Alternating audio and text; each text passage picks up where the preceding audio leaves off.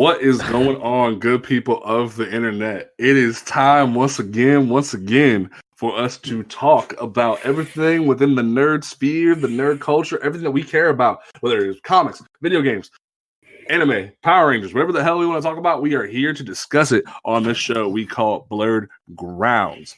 We are here once again with our amazing cast of characters and rangers that we have assembled here for you folks, because we are at part 3 of our Power Rangers marathon, our Legacy of Power. My name is James Portis.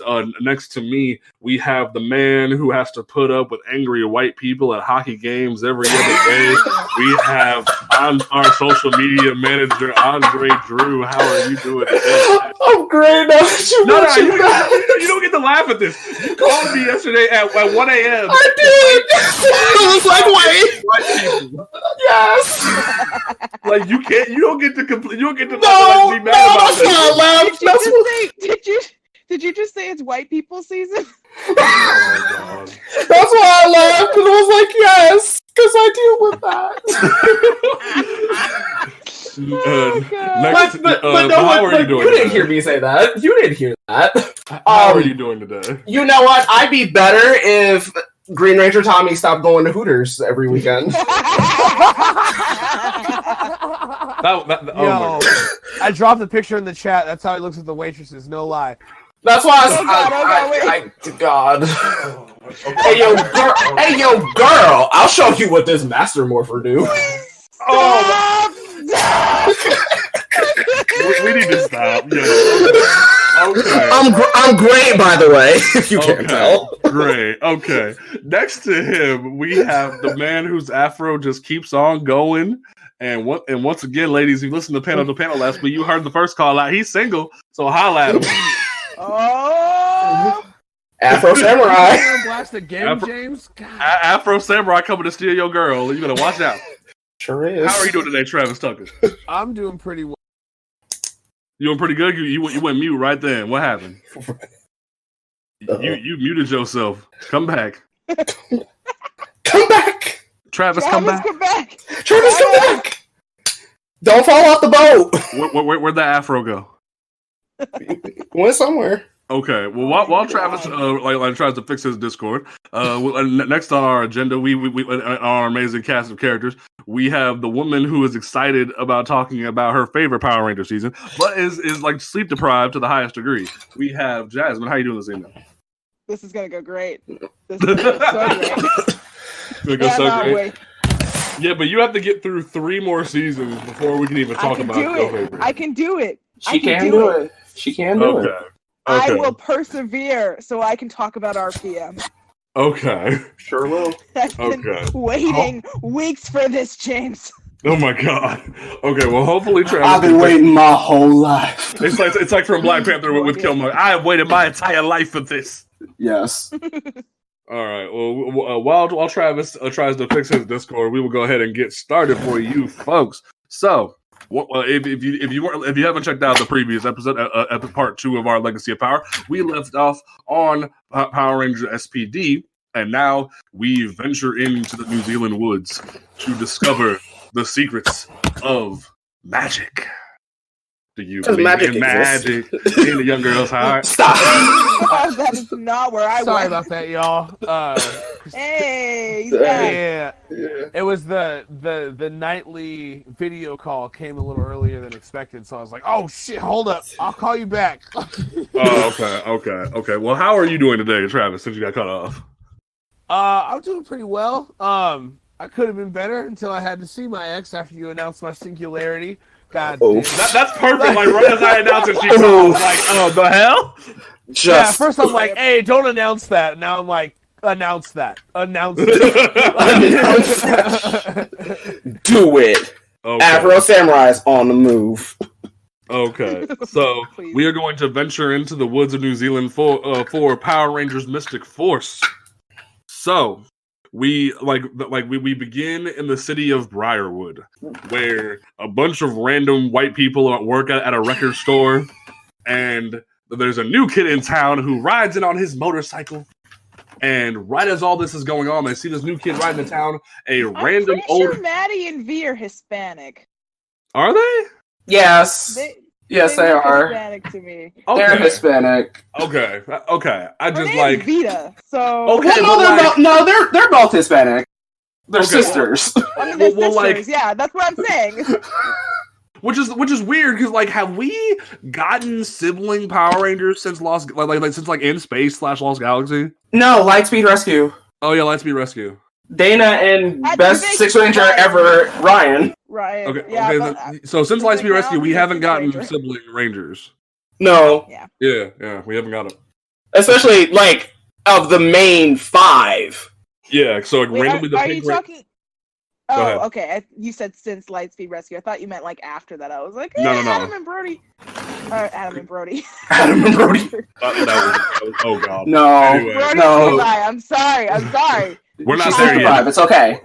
We're not there yet. But anyway, we have the first like change of this this season of the Sentai is based on. We have the 2 female rangers of the team. We have the Pink Ranger as normal, but we have the Blue Ranger as the female. When we have a Yellow Ranger who's a male, which ironically enough, when it comes to the Japanese version of the show, the Super Sentai seasons, a lot more like males were Yellow Rangers than females. Normally, they would just have one female on the team for a lot of it. And that's So- usually the pink one. Yeah, so like Or the White Ranger or whatever Or you want to why call she it. has pink in her costume. Although Yeah. the new Super Sentai is going to have a female Green Ranger, and I'm really pumped for it. Well, Q Ranger has a female green too, but we don't yes. talk about that I season. know, but like, wow. There's too many Rangers. We don't talk about that. Versus the 10? No, because I get my satisfaction that you will never get your weird Zodiac crap. We go to Dino Nights. Wow. Ugh. Be Okay, adapted. that doesn't mean we're not. That doesn't mean we're never going to get it. They did Dino Charge. Yes. Fair. So We went back and did Go Busters, so anything is possible at this We point. don't There you need no giant bulls and no hummingbird helmets around here. How the heck? You don't need no That's fair. scorpion I tail hated that rangers helmet. and nothing I like that. I'm legitimately. good. Okay. Leave him alone. I love him. We don't need a pimp named Slickback as a purple ranger. You We said can't a touch that. gonna pimp fight named you. Slickback. I'm going Oh my to fight god. Okay, I'll join that fight. Anyway, Anyway, magicians. Yeah, so we have the main cast of Rangers. We have Nick, who is the new boy in town, rolling in on his motorcycle. We have Chip and Xander, who Xander is the Green Ranger, who is the manager or like the suit, like the higher up of the record store, like, Supervisor type. the supervisor of the record store. We have Chip, who's just like into comics and is like very happy-go-lucky. I love Chip. Chip is really nice. He is. He's a darling. I love. He was my favorite of that season. Definitely. Mine too. He defeats the vampires. I like him. Yes, he does. You have the sisters Vita and Madison, because you have Vita, who's really into like rocking that turntable and like spinning the records and whatnot, and like she has that pink in her hair before she's even a Pink Ranger, which is hilarious. Even though she says she hates pink. She hates pink. She hates Yeah, pink, it was but so you got weird. a pink highlight.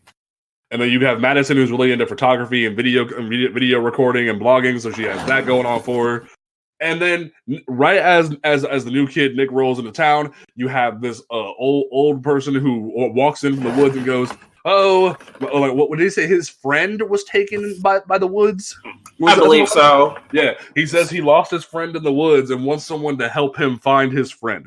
So at first, nobody in town, everyone who's gathered in the town of Briarwood, nobody wants to go help him. So Nick, the new kid in his badass leather jacket, rolls up and goes, "I'll do it. Screw it. I'll go." So, but then out of nowhere, every employee of the record store pulls up and goes, "Hey, we'll go too." So they all wander into the woods, and they begin to see fog roll in, and mystical creatures and different things are happening in the woods, and they are attacked by unknown forces. And just then, the old man turns into a witch in a black cloak, who turns into a Power Ranger. It's crazy. Because she pulls out her magic wand and turns into a White Ranger, a female White Ranger that we haven't had since freaking Alien Rangers. Well, I don't really count Alien Rangers. Well, Wild Force. Cat. Cat was orange, and she was a Cat Ranger. She was white and orange. Wild Force, if you want completely white. No, because Alyssa had pink in her costume. So but she's classified as a white ranger, though. That's stop it with the trim, okay? The trim matters. Does not. And so Udana, the Mystic Mother, pulls up and saves everyone from the evil that is attacking them. And they're like, "What in the world is going on?" And she's like, "You must believe in magic so you can defend yourselves." And they're like, Huh? I do believe in magic. And they all say I do, everybody except for Nick says I do believe in magic, and they all start busting out their elemental powers. You have Xander summoning vines, you have Chip summoning lightning, you got Venus summoning the wind, because apparently Pink can only have the wind for some reason. And you got Matt Madison using water as the Blue Ranger, because every time a Blue Ranger is then to have water. I don't understand that. But so that happens. And everyone's like, "Hey, what's going on here? We believe in magic. What's going on?" And so they go along to their secret headquarters inside of a giant tree with like a dragon head as the root. They call this Root Core. Root Core is their main base of operations for the season. They all go inside except for Nick because he doesn't believe in magic, so he just kind of leaves. And they begin to start like fighting the forces of evil. And they get attacked by this giant, badass purple knight dude who, he's like, "I will defeat you, but like honorably, because I have a code of honor that I don't follow half the time anyway." It's true. This man's name is Korag. He thinks he's a badass. He ain't shit. I love his armor. He's a badass. What do you mean? Because like every other minute, he's like, "I fight for honor." Oh, he's like Prince Zuko from Avatar. Like he says honor more than like the average bear. That doesn't mean he's not a badass. He cleans up. He does. He absolutely cleans up. He beat her in one fight. Exactly. He does. He beats Udana's ass real fucking quick. And took her wand like that. If that's not badass, I don't know what is. Yeah. He's badass. He's absolutely badass. He's like Zanaku badass. Again, beat your ass and steal your bitch. Yeah. Instead, he beat your ass and steal your powers. Yeah. Because right before like Udana loses her power, she turns like their magic wands into cell phones, because apparently having magic wands isn't cool enough for them. So we have cell phone morphers again for the season. I mean, you gotta keep it inconspicuous. Yeah, it was for the sake of blending in. It wasn't because they weren't cool. Right? They're like, this is kind of obvious. It's like, oh, this is conspicuous. Everyone's. I don't know, man. The wands look badass to me. I don't know why they didn't just keep the wands. I mean, the wands are fine. It's just if we're walking around in modern day, I can't have a wand sticking out my pocket like this is freaking Harry Potter. Also, I would like to say that it did not look like a cell phone at all. So I don't understand the point of that.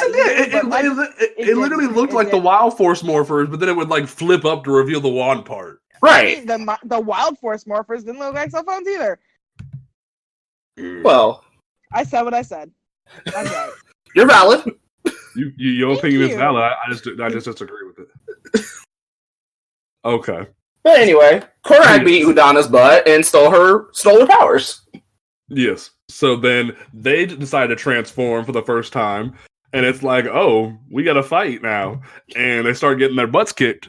So then randomly, like the powers of magic show up, and Udana's like, "Hey, Nick, you need to go help them." And he's like, "Nah, I don't believe in your magics."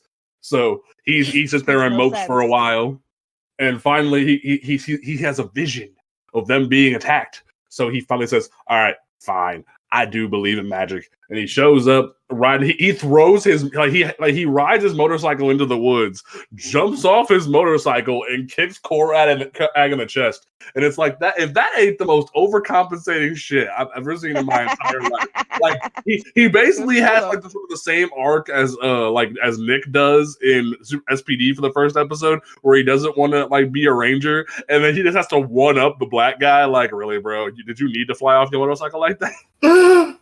That's true. So he finally morphs. So like after this, they become a team, and we discover in like the flashbacks of the first episode that long ago, when the lines of the mystical world and the real world were blurred, there was a giant war that took place. Like it literally looks like the opening scene from Lord of the Rings, basically, where like everything's on fire and there's a giant war going on, and the 5 mystic forces like fought against to repel the darkness and send it into the underworld. and now the underworld is trying to rise once again. I think I just realized I stole a lot of this plot for my own story. Like, I just now realized. Thievery! Back on it now. Thievery. I borrowed a lot of this concept. Oh no. Oh no. Rewrites. We need to go back to the drawing board. Editing. You better hope that ain't published. It's not. So, like, they repel the dark forces for like a few hundred years, and now with the forest housing both mystical creatures that are in hiding, along with like giving like the issue of humans still existing in the real world, the lines of magic are blurred. So now we exist in a society where everything's separate, but the forces of darkness are trying to escape and take over the world again. So now magic has to fight against the forces of darkness. And we begin our normal trend of like baddies fight like rangers, yada yada, for multiple episodes. This is the first season ever that goes, hey, the rangers actually transform into their freaking Megazords using magic. Yes. It was kind of freaking cool, I'm not gonna lie. And capes.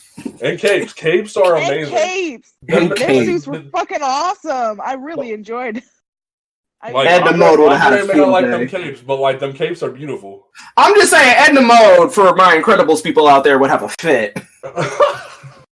Like, I don't think she'd be mad at the main Five's cape. I feel like she'd have a complaint about Daggeron's cape when we get. Well, no, she hates capes in general. Fair. Because they get tangled and stuff happens. Yes. Kill the people that she cares about.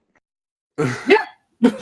So, like I said, we go through our normal trend. We start learning about our villains a little bit. The first like bad guy of the season, I forget his name. Like he had the weird machine head dude. Oh fudge! I forgot his name too. Hold on. Don't look at me. I haven't seen Mystic Force in a long time. And he died really quickly. Like they threw him to the side really freaking quickly, and I was like, oh, okay, I guess you don't matter. So they threw him to the side. Villains are disposable anyway. Because the whole thing like occurs, and like because he doesn't like the whole point is the master. The master is the epitome of evil. He is in the pit of darkness, and he is trying to escape, but he is not powerful enough, and he's still sealed by the mystic power. So all of his generals are still working for him and whatnot.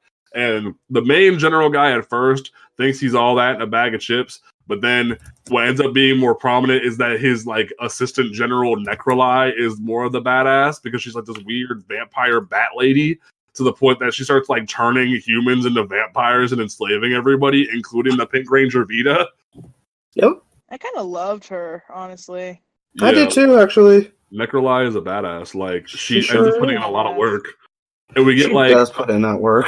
We get it like about 20-ish episodes in, and the first bad guy just kind of dies, and then the new bad guy shows up, like who ends up being more powerful because he used to be one of the good guys who gave into the darkness, and then he dies, and we get another batch of villains called the 10 Terrors, who end up being like the final like people you fight before the master shows up at the end of the season. And the 10 Terrors are these like giant people, like these giant villains that are like huge, like they're like the size of skyscrapers when they first appear. Literally. And then when they go to the human world again after the first time they appear, they're normal sized, and it was so freaking weird. First villain's name is Mordecon. Mordecon, that's what it was. Yep. Oh yeah! Oh god. Yeah, Mordecon. And second villain is Imperius. Yeah, Imperius was probably my favorite. Imperius is annoying. Who used to be friends with the Sixth Ranger. Yes, that's why I love him. Like he shows up and like at first is like, "Hey, yeah, I lost Daggeron. He was gone, but I'm here now. Like things are good now. We can start like trying to fix everything and like save the world." And then when Daggeron shows up, like, "Hey, he's lying to you," it's like, "Oh, you caught me." Oh. It was very good. I don't hate on Imperius. Imperius did all right, but then like he goes out in the laziest way possible, and then they're like the 10 Terrors are so, and like the 10 Terrors have like this clock that they like that decides who goes up to the surface world next to try to defeat the Power Rangers. That way the Master can be summoned, and it's so freaking stupid and contrived. And no, like there's 10 of them. There's one of the most strongest villains in the entire series besides the Master. They don't freaking go up against them all at once. It's so contrived, and I love it. Yeah. Okay, Why not? you kind of misled me there for Was a second. there a 'cause reason when for you said that? contrived. I don't remember, honestly. That's the problem with this season. I don't remember much about Wait, what it. happened? I honestly don't either, which is hilarious because again, I'm pretty sure I stole a lot of this season. What was the for question? my I didn't own hear the story. question. What question? Like, Oh, you- I was there a reason why they couldn't all go up at once? They I thought didn't there was a say. It specific was just reason for it. something to do with the clock decided who went next. They didn't say why they all couldn't go up, I don't think. I feel like the clock was more of like a Russian roulette type thing. Yeah. That's what- Well, Or like or just like a spinner for Twister. Like you spin it, one of you has to go up. yeah. I'm almost positive there's a reason for it. I just don't remember what the reason was. It's been Like, so there was a long, but specific like reason why not a lot of them could go up all at once. I can't remember it. it's okay. You know, But, like- Sentai footage. Yeah, Sentai footage basically. But like, and Travis, I will say that Mystic Force is probably the first season that kind of throws out most of the Power Rangers shit in favor of the plot. Because they care more about the backstory and the world that they created rather than talking about like the Power Rangers and the powers and yada yada. Like the Power Ranger stuff, like the powers and the weapons, the Megazord, all that shit. It's just there because it has to be there. The writers actually start crafting this whole story about how like Udana lost her child during the Mystic War, and she had to send her child to the real world. Like this is freaking Once Upon a Time, and like.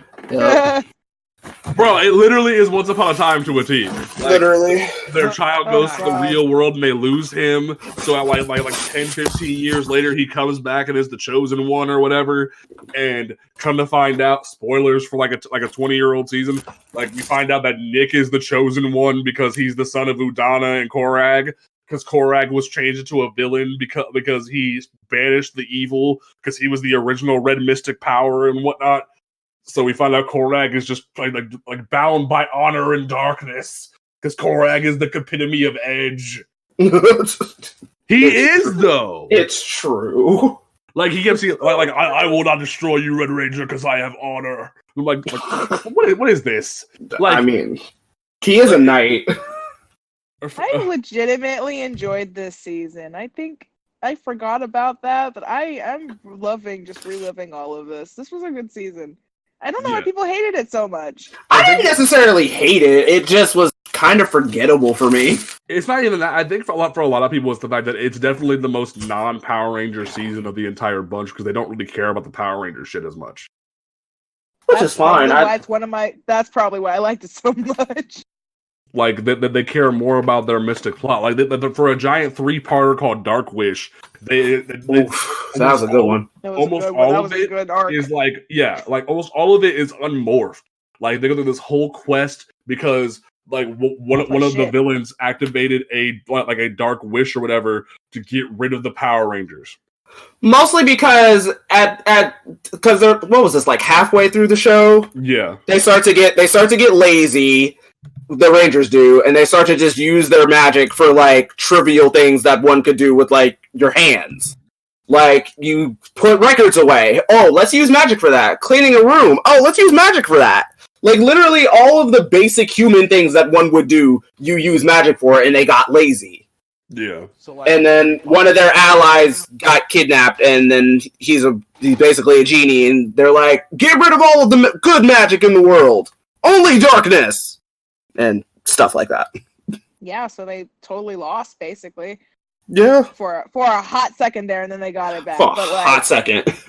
Yeah, but it was a really awful hot second. Right. And they're like, we need magic back, and then higher up people in the magical realm are like, nah, you don't deserve it. Yeah, there's these 3 like generals of like mystic power. They're like the keepers of all magic, and they're like, please give us our magic back so we can fix everything. And they're like, no.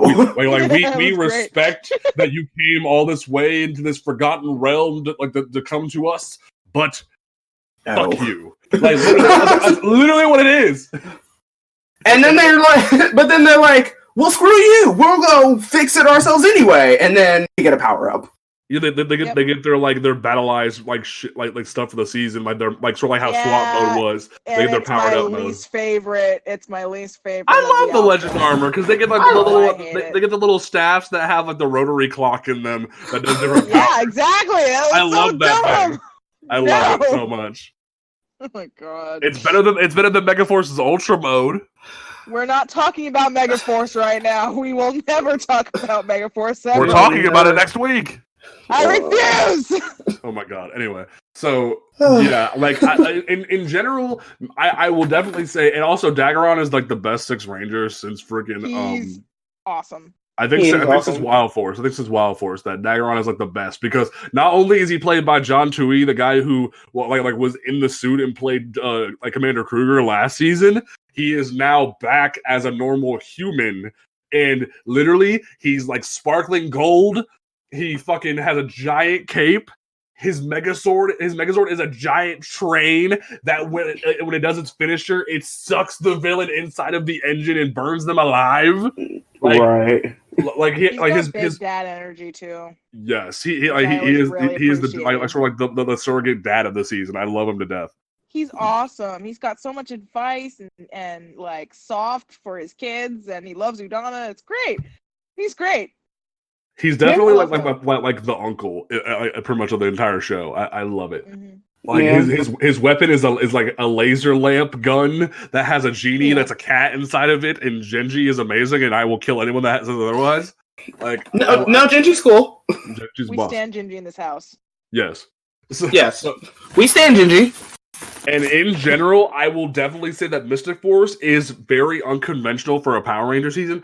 I recommend it because it gives you that break from, especially how heavy in terms of Power Rangers that SPD was.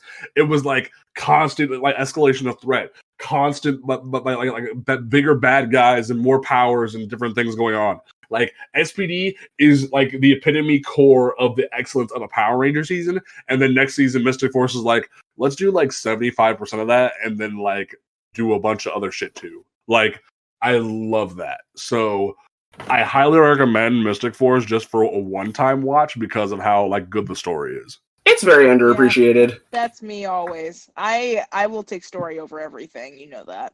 Mm-hmm. So same. Yeah.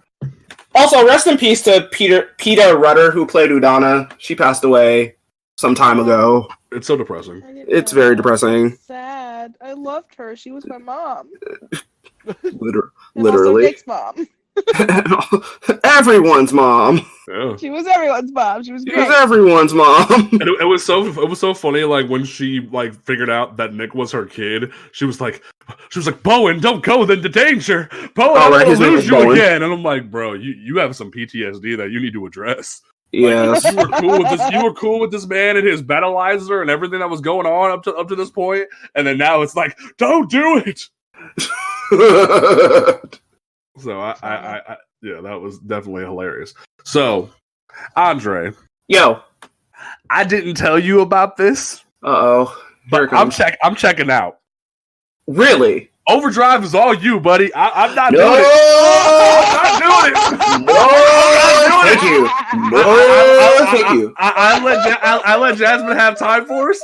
No, I'm not doing this. Thank you. I'm not doing this. Thank you. No, thank you. No. No. I can't breathe. No. You have to. I don't. Because I've been running this shit the entire time. This is your show. I'm taking no, this is our show. We are the Blerd Grounds. You, the moderator, you talk. I'm not talking about this one. How much of this are we cutting out? You talk about that one. Nope. Andre, you gotta take one for the team. I'm not taking this one. It's Overdrive, Andre. You have to. It's either this. Hey, it's either this or you take Megaforce. Ooh. Yo, all right, y'all. I've been patiently listening, but I'm gonna use my mute to video call Cece for bedtime real quick. Don't mind me. Okay. I will take Megaforce. I will take Megaforce. I will take it. I'm talking mad shit about Megaforce too. I'm taking Megaforce. All right, I'll hold you to it. Sunday is on you, buddy. Okay. All right, okay. You're So, gonna regret that, man. You know what? You're gonna be so mad when that comes around. I will contain myself. like, I will contain myself. Andre, like, you got to think here. What's worse, Troy or Dax? Like, Troy. Troy's worse than Dax. Troy is worse than Dax. Okay. Troy is worse than Dax. Okay. I will keep my objectivity about Megaforce when that time comes. I will take that challenge. All right. Overdrive might be is less of a dumpster fire. I don't know how. Go Rangers, go Rangers, go. No. Power Absolutely Rangers. Not. Stop it. Operation Overdrive. Oh God. It's the only season with the rap. Oh, Fire it's so Rangers terrible. for 5 days.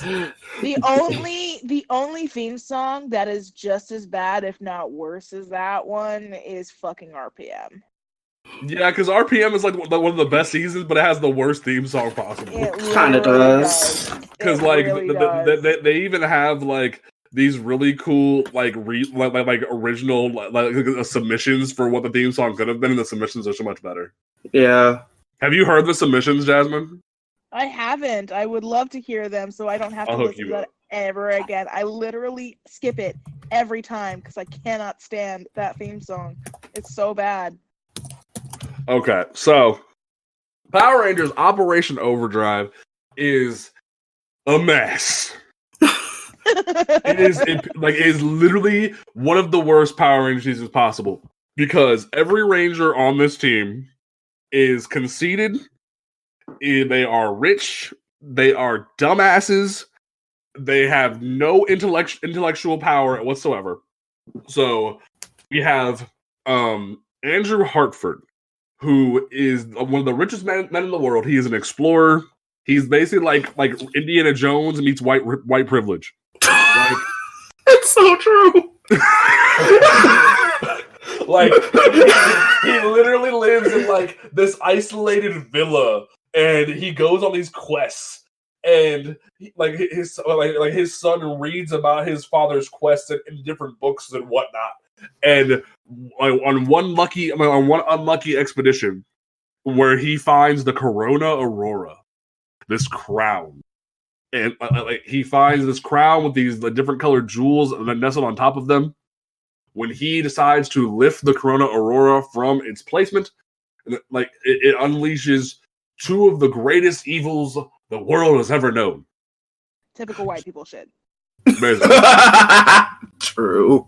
And when this happens, he decides to use all of his white privilege to assemble a team of different people to combat evil. So he assembles the worst human being on the goddamn earth. Well, we will talk about it in a moment. He assembles a race car driver, a college professor, actually, a genius prodigy college professor, a child prodigy, a really shitty Hollywood stuntman, and himself at first. Because midlife crisis. Because he's like a 50-year-old saying, "I'll be your Red Ranger. Let's do this." And he uses all of his technology to have their base be in the basement of his villa. He messes with their DNA to give them different abilities like invisibility or super seeing and super hearing or like super speed or super jumping. In the case of the stuntman, he has super jumping powers. Yep. Am I wrong? You right? He literally just has super jumping powers. It's so freaking stupid. Yeah. So like I didn't use their names because Overdrive isn't worth the breath, so we're not even gonna worry about this. Wow. Am I okay? Fine. So we have Dax, who is our Hollywood stuntman. He is the Blue Ranger. We have Ronnie, who is the race car driver. She is the Yellow Ranger. She's a girl. She's great. Yes. I actually love her. Ronnie's like the only good one of the entire season. Yep. Yeah. Well, Ronnie and Tyzon. Yeah. Anyway, we have Rose, who is the child prodigy college professor Pink Ranger. We have the worst fucking human on the face of the fucking earth. Will, the Black Ranger. he Who's also in the black. show, Will's He's character also black. He's also black, but he's a fucking scumbag. Anyway, We'll explain later. we have Will, the Black Ranger, who is like a professional thief who also like helps people like improve their security systems by being a professional thief.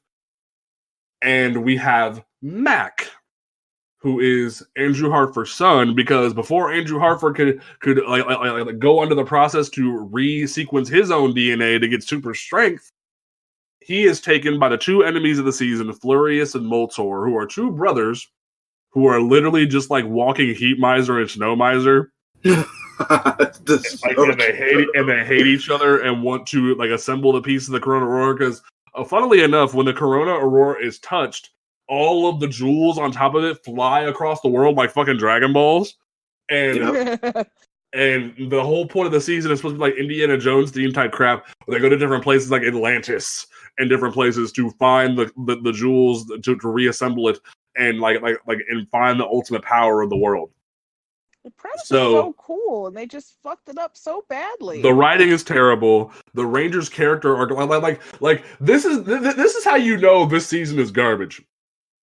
The Rangers want like when Andrew Hartford is captured, they go to save Andrew Hartford from the villains. When they save him, the villains get away with the crown. But before they do, the villains activate a volcano the lava starts pouring towards a native town. The Rangers don't want to go save the people in the town. They want to go after the crown.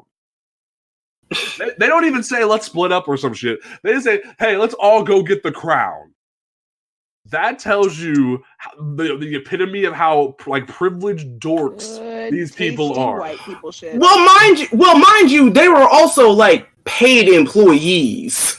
Yes, that was the whole point. That's the point. They were employees of him. So I mean, saving the town wasn't in their job description. We can save our boss or something. But at the same time, like Hartford goes, save the people, you're Power Rangers, and they're like, but the crown, like fuck you guys. Anyway, so Mac actually took the Red Ranger Morpher from his father's safe because Hartford wasn't able to morph with the Rangers when he was taken. So he finally decided at first going, Mac, you're not allowed to be a Ranger. We're not allowing this to happen. So he puts it in the safe. Will opens the safe so Mac can help save his father, and then he says, "Fine, I'll resequence your genes," or does he? So we'll get to that. A little foreshadowing for you. Yeah. So Mac gets to be the new Red Ranger. And some of the plot lines are cool. Like I said, they go to Atlantis and then Atlantis turns into a giant monster. Like, there's some cool things that happen throughout the season. We get a couple of different villains. Like, we have Miratrix and her little sidekick dude in a robot suit who just want to steal the jewels and for their own reasons. Reverse that. She's the sidekick. Meh. Kandor, this weird knight with a feather boa, that has Miratrix as a sidekick or whatever. I don't know. Yeah, I hate Overdrive so much. We have these fear cats that show up that are this ultimate fighting force. These evil villains who just run through the Rangers, and then once they finally defeat them with new power ups, they end up getting their own power ups and turning into metal fear cats that are even more powerful. But then they end up becoming more antagonists. This season has warring villain factions, but it handles it so poorly on top of having the Rangers that it's just garbage. Yeah. Then we get Tyzon. Tyzon is a Mercurian from a different planet. He comes here in search of the Fear Cats because he wants to destroy them for destroying his team of rescuers, because he was on a rescuer team, sort of like SPD, pre-SPD kind of thing, but not really SPD. They were rescuers that go save people, and he lost his entire team and his girlfriend to the Fear Cats.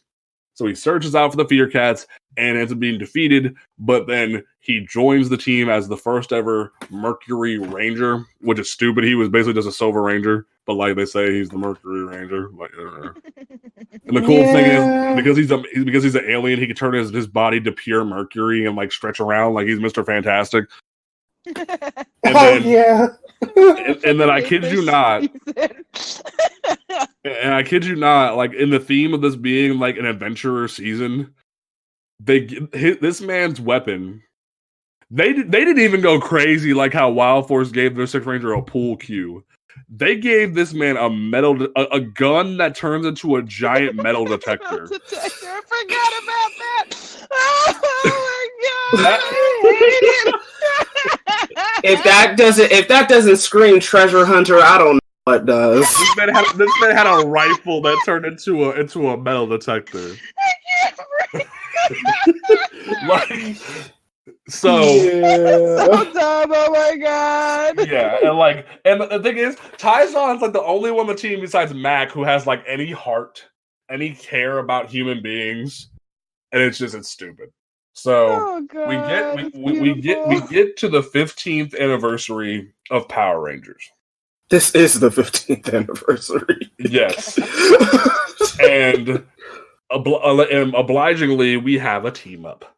But it's the first team up because if you notice from our discussion, we didn't have a team up for Mystic Force. Mystic Force doesn't get a team up with SPD, which is stupid because that would have been a great team up.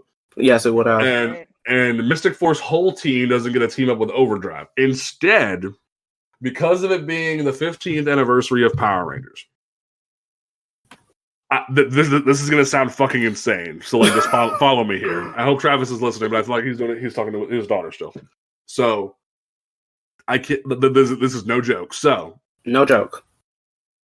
So keep it in mind. One thing I neglected to talk about was they did a retcon during Mystic Force that because of the Z wave from Power Rangers in Space purifying the galaxy, after Rita was purified, she went off and became the Mystic Mother of the Mystic Force. Like, oh yeah, like they make that canon. Which is so like it's a throwaway line from Udana, but like they say, known as Rita in the Dark Days, she has transformed her powers to be the sole keeper of the Mystic Force energy. Okay, whatever. And like the whole thing was, it was from the Sentai because the original actress who played like the sorceress, whatever the hell her name, I forget. Bandora, sorceress Bandora, and MMPR's equivalent, came back and had the same plot line in her season of being the purified version of that character. So they carried that over, but it makes no fucking sense. So that's who cares? Cool. Yeah, it's cool, but so when we get to Overdrive, it makes less fucking sense because I kid you not, somehow the child of Lord Zed and Rita shows up and goes, I'm going to destroy this new team of Power Rangers. Oh. His name is Thrax. He shows up with like half human, half whatever the fuck Zed was, a face. Something. Like he has like a half like metal covered face and he's deformed. Like, as a body.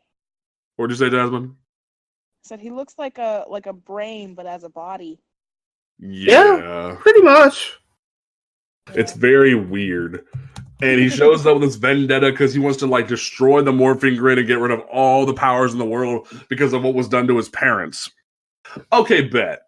So he must have been born and given away to him before that Z wave happens. Because it makes no sense, like you said, otherwise, if he just randomly showed up. Well, because of the Sentinel Knight, which was the spirit that was released when the Corona Aurora, he's the guardian of the Corona Aurora that was released when the crown was lifted by Hartford. He apparently fought Thrax like years and years and years ago, which leads to the idea that possibly Rita and Zed had a relationship before her imprisonment, but the ways that acts towards Rita in season 2 of MMPR, it's like, okay, like estranged. Maybe. Well, that makes sense. I can see that. Because Thrax apparently gets like imprisoned the same way his mom does in a dumpster, and he finally escapes because of the crown being stolen. Because like he even says the same line of, "After all these years, I'm free." Oh God. Yeah. So like. He assembles all the villain factions to work together, and they work together to beat down the Power Rangers. And then Thrax takes the same staff, the Z staff that Zed had, and uses it to destroy the Power Rangers' connections to the morphing grid. Yep. And even though Hartford tries to repair it, he goes, "Hey, you still have your vehicles, and you still have your enhancements that I gave you." Well, and Tizon's an alien, so go try to fight the villains at Stonehenge because they're looking for whatever they need to take over the world. Okay, bet. So they go. Great idea. Great idea, Hartford. Cool. We're gonna Great idea. But they literally pretty much go, "Okay, Hartford, we're gonna get our asses kicked, but we'll go do it." Right. So they go. They get their asses kicked. And we have literally the only good season of this, the only good scene of this team up. Well, except for the morphing, but that's separate. But like the only good action scene of the entire team up. So they got their asses kicked, and then out of nowhere, these giant roots come out of the ground and attack them. And you hear the Mystic Force theme, and you hear Xander go, "Surprise!" And then out of nowhere, Plan Xander. You see blaster fire. And you see the SPD Red Ranger, but you don't hear Sky. You're like, wait, what the hell? No, it's not. Bridges, hello. Hello. And then you see a yellow streak go past the Fear Cast and lands on Stonehenge. And Kira's here. And then finally, you see Blaster Fire again, and you see that Tori's here. But then... There's more! As all the Disney seasons are united finally, so far, out of nowhere, the ground opens up, and you see the Power Axe. It's your boy! It's your boy! My man Adam Park pulls up and goes, "Looks like y'all could use some help."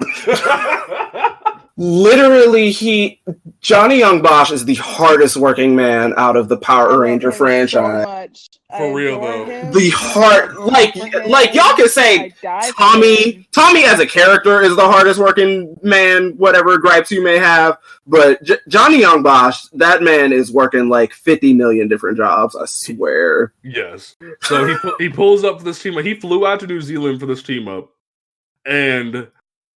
The team up is Rangers get their ass kicked in the first part. Second part starts, and the Sentinel Knights goes. So, like, listen, I barely have any energy left. I barely transported y'all when y'all got your asses kicked and lost your connection to the morphing grid the first time. Get it together. But here somehow, I fixed Adam's powers. Fixed Tori's powers. I fixed Kira's powers. I might have fixed Xander's powers because what happened at the end of Mystic Force when they faced the Master is their powers get destroyed, but because of the humans and the creatures uniting, and them believing in magic, their powers are restored for like 5 minutes. So we don't know if the Mystic powers are restored or not. So I'm assuming they were if the belief in magic is still there. Maybe. So that's wishful thinking. Yeah. So maybe fix Xander's powers and teleported Bridge from the future, and just so I can make them the new team of Power Rangers. He says this. He says they're the new team of Power Rangers to replace you. And I just sit there like, okay. Ouch. Damn. Because I would love a season of these Rangers. I was gonna say they're a much better team. I will take anything more than these motherfuckers. That's my kind of team. Like that is legacy right there. Mind you, Sentinel Knight is voiced by Nick Sampson, who played Chip in Mystic Force. What? Yeah. Wait, what? Oh yeah, no.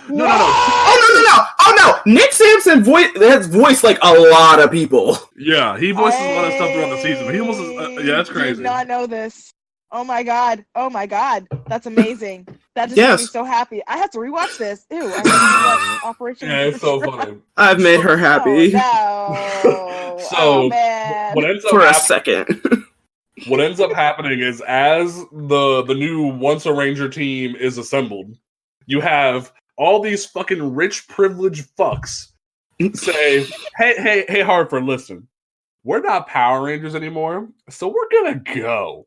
Thank you. thank you for the money, thank you for everything, but we're gonna go. And thank you for our crib to crash in because we've been like we've been living here, but like we don't care. You don't need us. We good. But like Mac obviously lives there, so he's stuck there. But he's like, yeah, I guess we're done. So Rose goes back to teaching at colleges. The worst human being on the face of the earth goes back to his job. Ronnie goes back to her job. Dax, all them like, and Tyzon is stranded on Earth, so he just goes on his little like quest. They all just like they miss the fulfilling thing of being a ranger. So Mac finds this thing. He finds out that what Thrax is looking for is called the Sword Excelsior. Tell me where that sounds familiar. See, stupid. Tell me why that sounds familiar. Anyway, I'm not going to acknowledge it. Why does that sound so familiar to me? So they took the sword catchphrase and so Mac like takes this knowledge to Rose and goes, "Hey, what do you know about a sword called catchphrase?" And him and Rose go on the quest to find the sword of catchphrase. And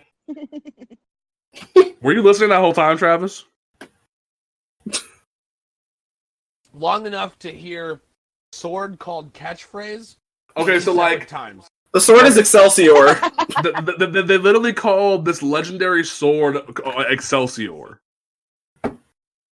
Oh. And you call it catchphrase? Yes. Man, the disrespect on Stan Lee right now. The show showed him disrespect by acting like his catchphrase was worth being a fake sword in legend, like it was freaking Excalibur. I mean, I probably couldn't say that for copyright terms. I don't know. I feel like Stan Lee would frown upon you right now.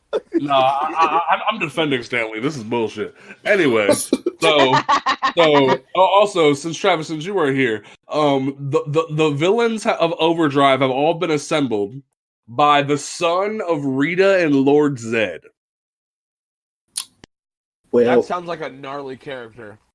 He's really not. He's actually really garbage. He's a whiny little bitch, is what he is. Yeah. He really is. Kylo Ren? No. Worse than Kylo Ren. I will defend Ben Swallow before I'll defend this bitch. He is a lot worse than Kylo Ren. Yes. So you have Thrax who arrives at the Sword of Catchphrase right as all the Rangers apparently show up because Rose called them when Mac wasn't looking. And they all work as a team to pull the sword Excelsior from the statue. Because teamwork. And teamwork makes the dream work, y'all. And they all want to be Rangers again. But I can't. So the legacy team is in the Megazord fighting the villains. Mac pulls up to the fight with the sword Excelsior, jumps into the air about to the height of like a skyscraper possibly, and cuts the monster in half with this sword and lands on the ground. Which, okay, cool, he has his super strength, but at the same time, I'm just sitting there like, you just turned on this man's God mode, my guy. What happened? Put that out at Digimon. Homeboy punched a Digimon in the face. I remember that one. So like it like that felt like some Marcus Damon from Digimon Data Squad shit up in here. Exactly. Like, I was like, what in the world? And just in time for the fight, Hartford repairs the morphing grid because I didn't get to this part. So while the Rangers were moping about not being Rangers anymore, the Legacy team goes to quote unquote Angel Grove, the original city from Mighty Morphin Power Rangers, but in reality, it's just a warehouse. And apparently, these motherfuckers put Alpha in a freaking crate for like 20 years. The disrespect. Even though we know there's an alpha with Andros on KO35. Is it the same alpha? No, they go through different iterations. There's only Alpha 5 and 6 because Alpha 5 was on Eltar with Zordon. So unless you're gonna say that like somehow Alpha 5 got back to Earth, this don't make no sense. The wiki says it's an Alpha 6. The one that was in space in Lost Galaxy. But we know that Alpha went with Andros in Forever Red. Yeah. Did Andros put Alpha in a box? Oh shit! Did Andros put Alpha in a box? Andre, explain. Hey man, I can't explain this. The disrespect shown to my man. Also, I think it's hilarious. During like they have a fight scene with like the little like drones of the season, like the chillers. I think they're called. Yeah, they're called chillers because of Flurious. They have a fight in the warehouse. They play everybody's instrumental of their theme songs except for Adam's because they couldn't get the rights to the Mighty Morphin theme for the team up. So yeah. Adam has like the stock fight music in the background, and it's pretty good stock music, but it's still stock music and it's funny. Yeah. So once the team's powers are fit, cool. What are you gonna say, Desmond? I said I thought that scene was pretty cool because they showed all of their powers and it was an unmorphed fight for the most part, and it was just really cool to see everybody again. I enjoyed this team up a lot actually. This is actually the only episode of the season that I actually watching. I enjoy it. I just hate the disrespect of Alpha, and I hate how stupid the Overdrive Rangers are. Like literally, I skip the entire episode. Every time the Overdrive Rangers are on screen, I skip it. I keep it in the 10-second one. I'm like, okay, back to what I care about. Honestly, same. So before I get to the final fight, which is actually kind of cool, we have the scene where they first arrive and Sentinel Knight goes, "Hey, they're the new Power Rangers." Bridge explains how he's the Red Ranger. So I love him. Commander Travis, are you there for this? I just heard Bridge is the Red Ranger, and yes, because the whole point of the Overdrive team up is that Tori from Ninja Storm, Kira from Dino Thunder, Bridge from SPD, and Xander from Mystic Force, and Adam from Mighty Morphin Power Rangers all come back for this team up, and they become the new Power Rangers when the Overdrive Rangers lose their powers. Yep, it's great. How you feel about that? It's great. Excited because Bridge is like Captain like White Knight Nerd Rage. Yes. I adore him. The man's like, I need to think. Let me do some handstands for like 4 hours. No big deal. Yeah. Nothing. No big deal. No big deal. It works. You're gonna love this explanation about how he became the Red Ranger. So, your favorite character from SPD, Commander Fowler Birdie. Oh God.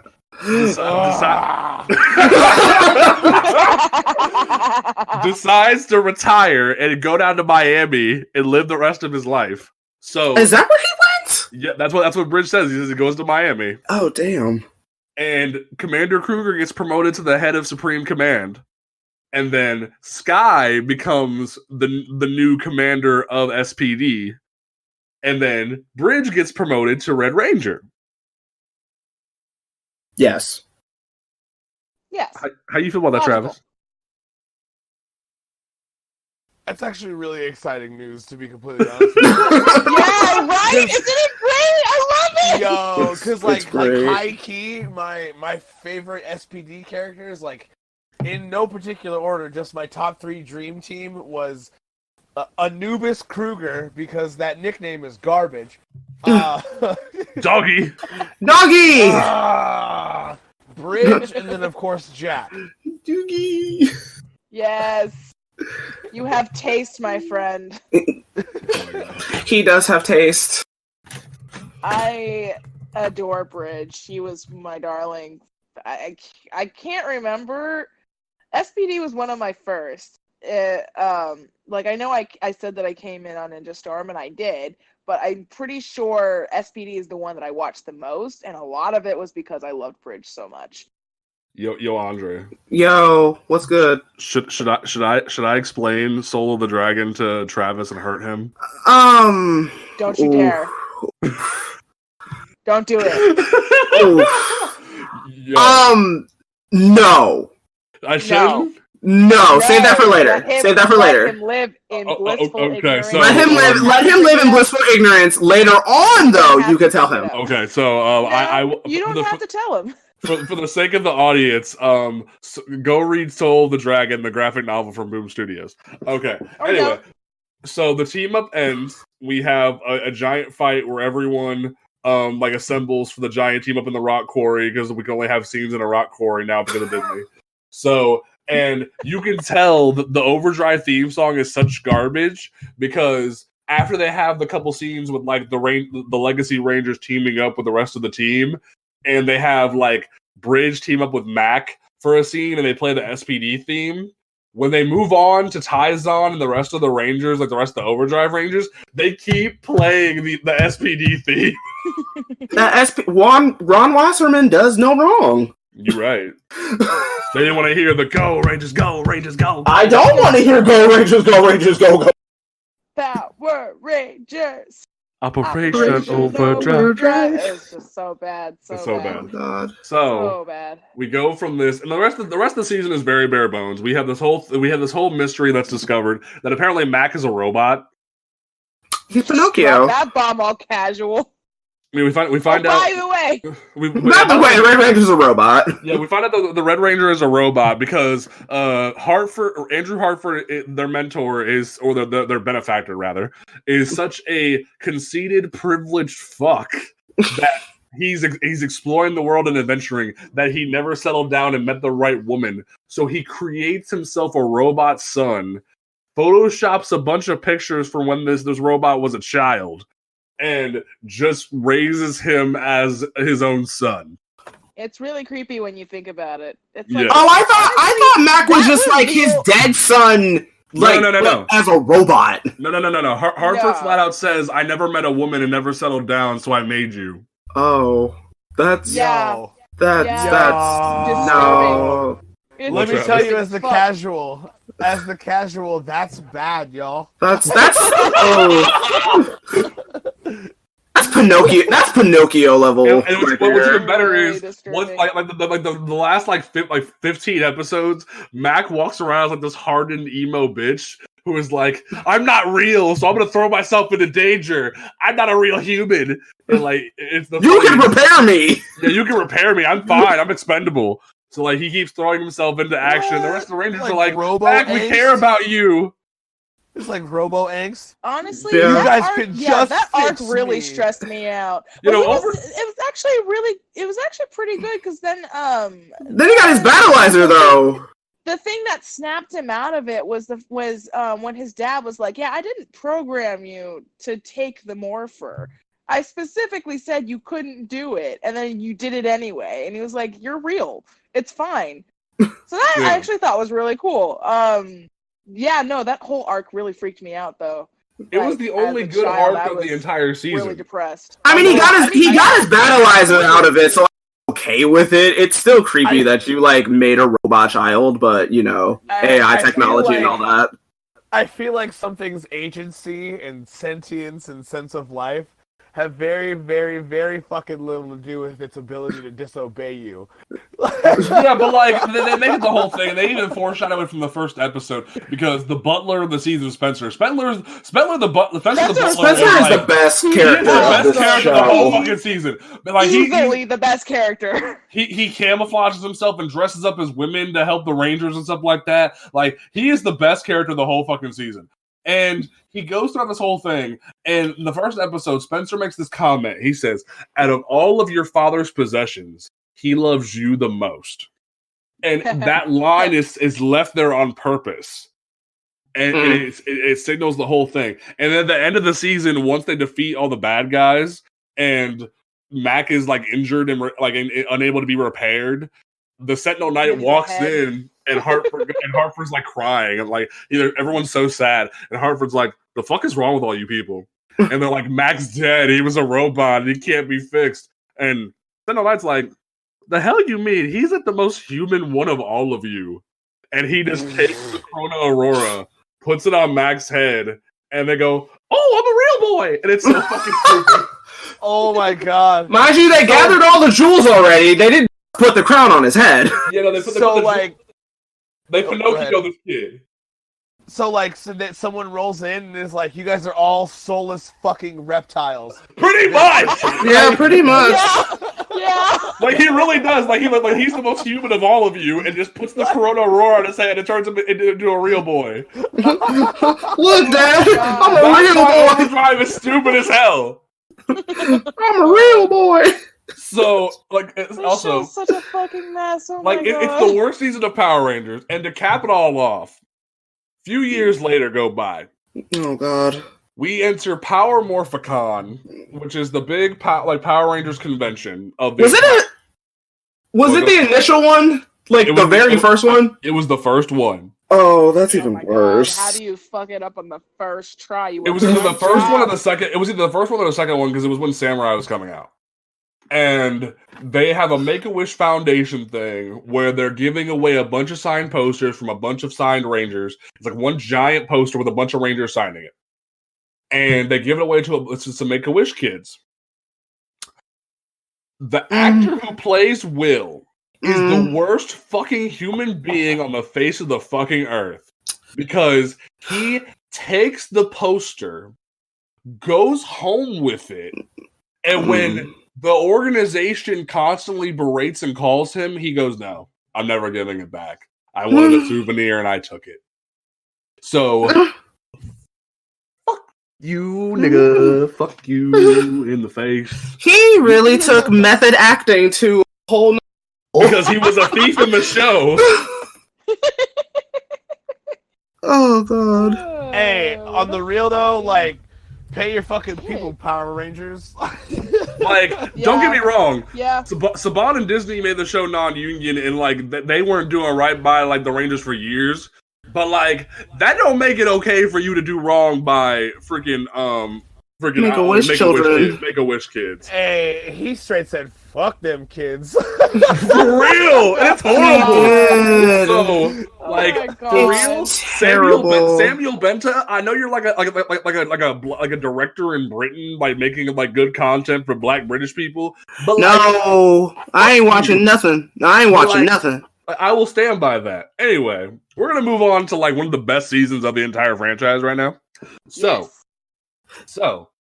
Yes. deep in the mountains. I'm kidding. Anyway, but still, seriously though, yes. seriously though. No, Seriously though, yes, that's what it is. Yeah. So Travis, I'm gonna pitch this to you. Okay. So have you seen the Matrix movies? Oh yeah, I love those movies. You remember Captain Mifune, for like the guy who was in the giant mech suit who like died fighting for to save Zion? Yeah. He like shot the chain link to open the door so the Nebuchadnezzar, Yeah. not the Nebuchadnezzar, the other ship could get in and hit the EMP. Yeah. Thanks for So- spoiling that entire series for You've never seen the Matrix movies? Do you ever plan on watching I- it? It's been over a decade. yeah, For a no, second. Okay. definitely need to catch Bro, up on that. it's been a minute.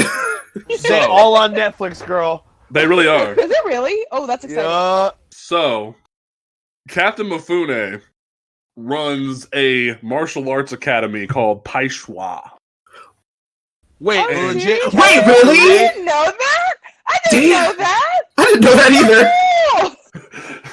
So Captain Mifune runs a martial arts academy called Paishwa, and like years and years and years and years and years and hundreds of years ago, the Paishwa Academy defended the world from evil named Daishi, who tried to make it so animals were the dominant species of the earth. I mean, I could understand that now, considering present day thinking. Yeah, absolutely. Present day thinking. I'm with them now. I'm with them.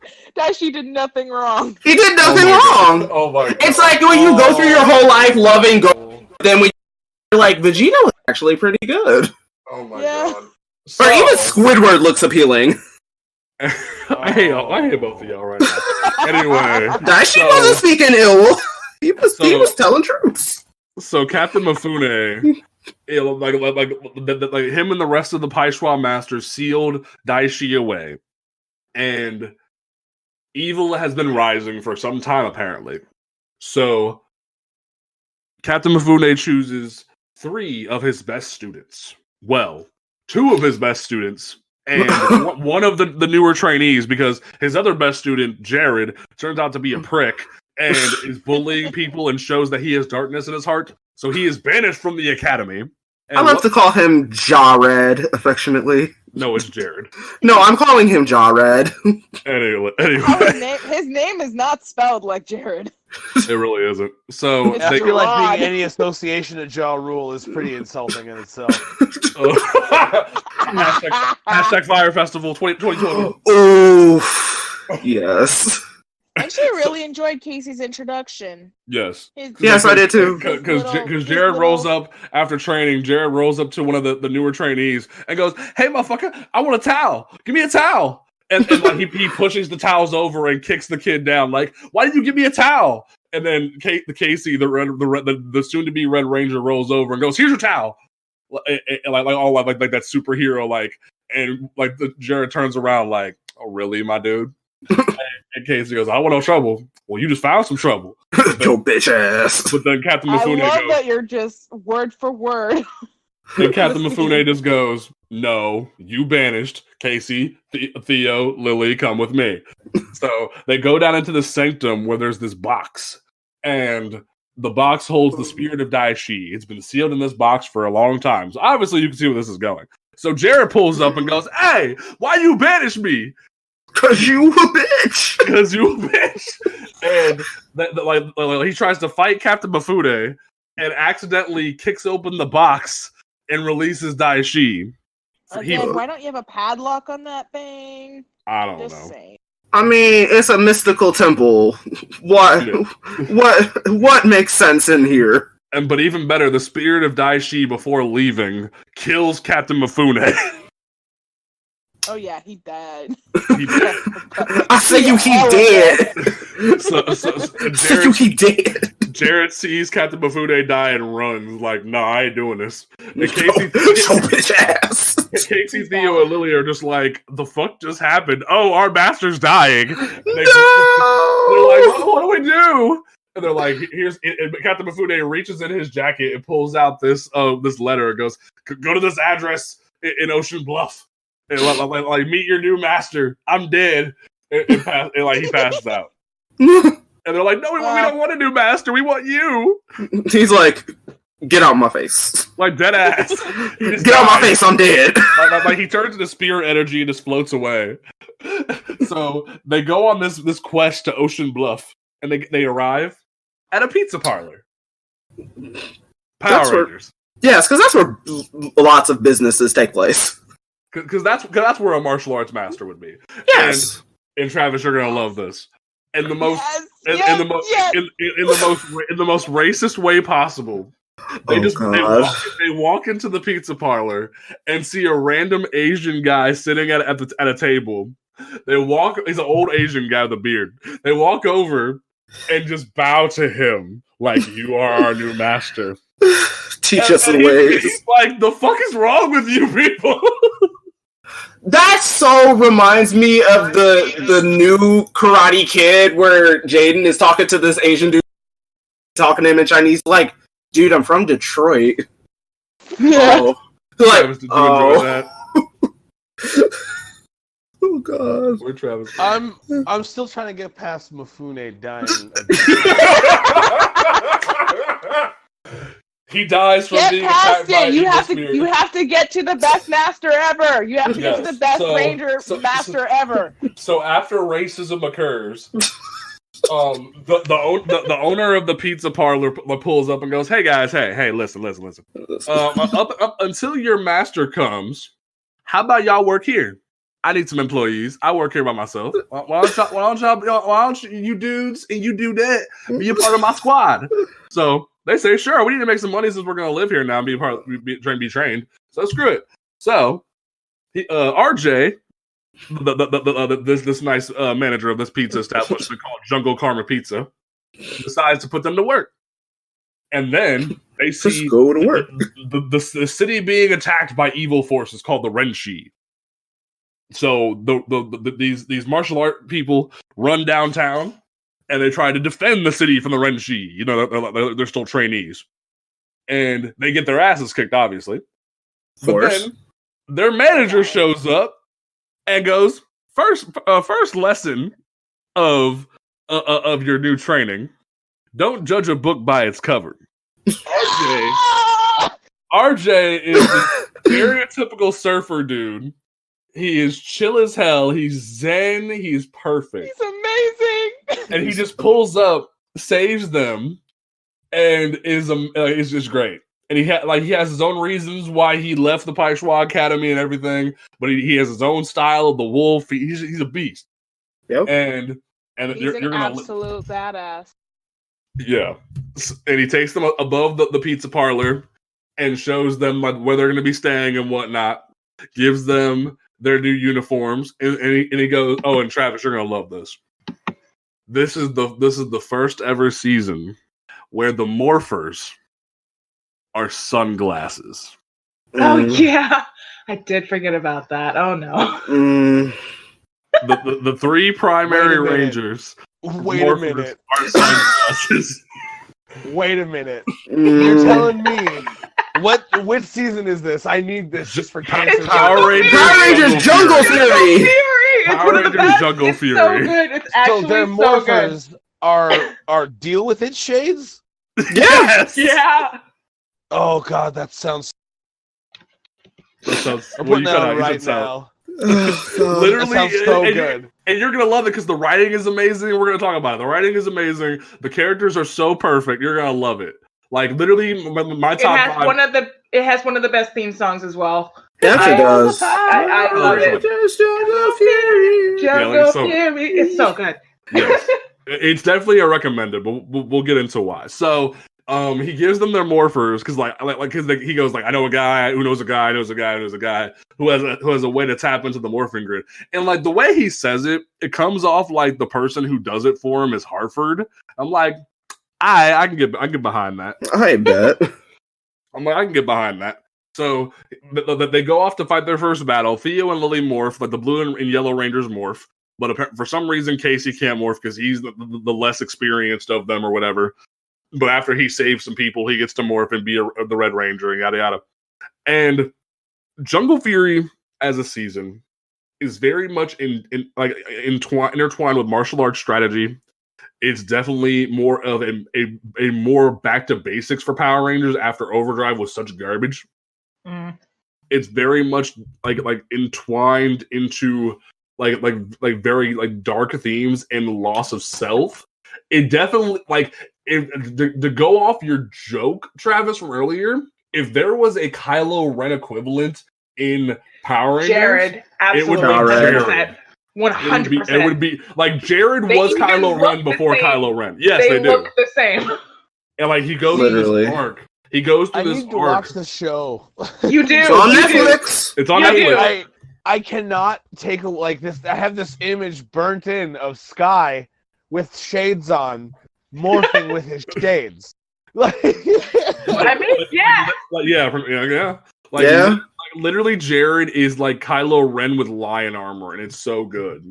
It's actually bad. Oh, you didn't talk about that. They all have like animal spirits that are like true to their fighting style. Yep. And the lion is supposed to be one of like the best, but then the one that beats that is the tiger, which is what Casey has. But Casey is so inexperienced that he goes through the entire season like 2 steps behind his teammates, and so that's just mostly. It's a really fascinating from an archetypical standpoint, where you have in each member of the team of like the 5-man team or the 3-man team, you have certain characters that fit certain roles, and the Red Ranger is usually supposed to be the leader. This is why I really like seasons where they challenge that, because Casey is still very much the leader, but he has to grow into that in a way that seems incredibly organic from a place that we haven't seen in a while. Yep. It's great. I love it. Yeah, Jungle Fury is definitely one of those seasons that like anyone can enjoy. So I will definitely say Jungle Fury is worth the time. So like, I'll also say Casey's one of the very few Red Rangers who lead from his heart. like from a place of caring. I guess Mac also, now that I'm thinking about it, you're right. Mac also did that, but yeah, Jared. But I thought that was a really good touch because we need a lot more of soft boys. I guess we need a lot more soft boys. We don't have a lot of those. I can get behind that. Casey was very soft, and I appreciated that about him. And we go through this whole season, like they start getting more power ups, they start getting more growth. You see Lily and Theo start becoming the couple of the team, but they don't ever like say it until like the end of the season. You have Camille, which ends up being Daishi / Jared's general for the season, but like she's so devoted to him that she ends up getting like literally like they're in like the worst relationship ever. Like it's almost like some Joker and Harley Quinn shit. Like of their relationship. But then towards the end of the season, when Jared starts to gain more control over Daishi, he starts defending like Camille from the evil forces. Because Jungle Fury definitely does what Overdrive tried to do with like villain factions, with different like animal spirit villains. Like there's the bear, there's the falcon, there's the jellyfish that try to like rebel and take over like from Daishi. And Camille and Jared are having it. They fight back against them, and then the Phantom Beasts show up, and they're not having it again. Like that, they keep trying to show that they're the dominant ones of the group, and it's really freaking cool. Because humans are terrible. Well, yeah. humans are terrible. We animals, everything. It is such a good season, and RJ continues to be my absolute favorite Ranger mentor ever. Like a few episodes later, when he loses control of his animal spirit, he uses a morphin to channel it correctly, and you're gonna love this, Travis. He becomes the first ever Purple Ranger. What? And he looks damn good. Looks very good. Oh, to Google I go. Like it's freaking baller, my guy. First ever. It's so like he has like this sort of like wolf boxing style to him when he's fighting. It's so glorious. It is great. Oh my god. Yes. God. Yes. Okay. I need Purple Ranger in my life. Yes, you do. Yes, you do. So especially like, that one. Yes, RJ is a freaking baller. Like I feel like you, especially knowing you'll enjoy RJ. RJ's great. So like they basically have an entire season of Power Rangers with different villains, different like things going on each season, Megazords, weapons, everything in between. Like they get 3 new masters while they're also growing. They get like Casey gets the shark power, like Lily gets the elephant power, Theo gets the bat power, and then when RJ gets taken by Daishi because they were too inexperienced to fight Daishi, they end up going into the spirit world because Captain Mifune shows up as a ghost and tells them to go to the spirit world. and they go and meet Kat from SPD, but she's a different character now. She's a penguin. She's the spirit of a penguin. And so she gives her penguin spirit to Lily, and so it's like a random dude gives Theo the antelope spirit and Casey the gorilla spirit. They go back to the real world and unlock their jungle master mode, which is just like a reverse flip of their regular suits. It's really and it gives them jet boosters on the side of their costumes. It's like they got a giant ass claw. Yeah, giant ass claw attachment. Yeah. I like those power up suits. I like their power up suit. It's one of the better power up suits of the entire. They have like little jets in the side that make them glide in the air. It's great. Yes. So like, and the show keeps going on. Like they keep trying to find, like Casey specifically struggles with this whole thing of knowing that he's the reason why Jared turned to evil and everything, even though it's not really the case. And Casey needs to just shut up and deal with it. Like seriously, stop being such a little bitch. Oh my, leave Casey alone. Leave him alone. Oh my. Oh, he just feels too much. It's not his fault.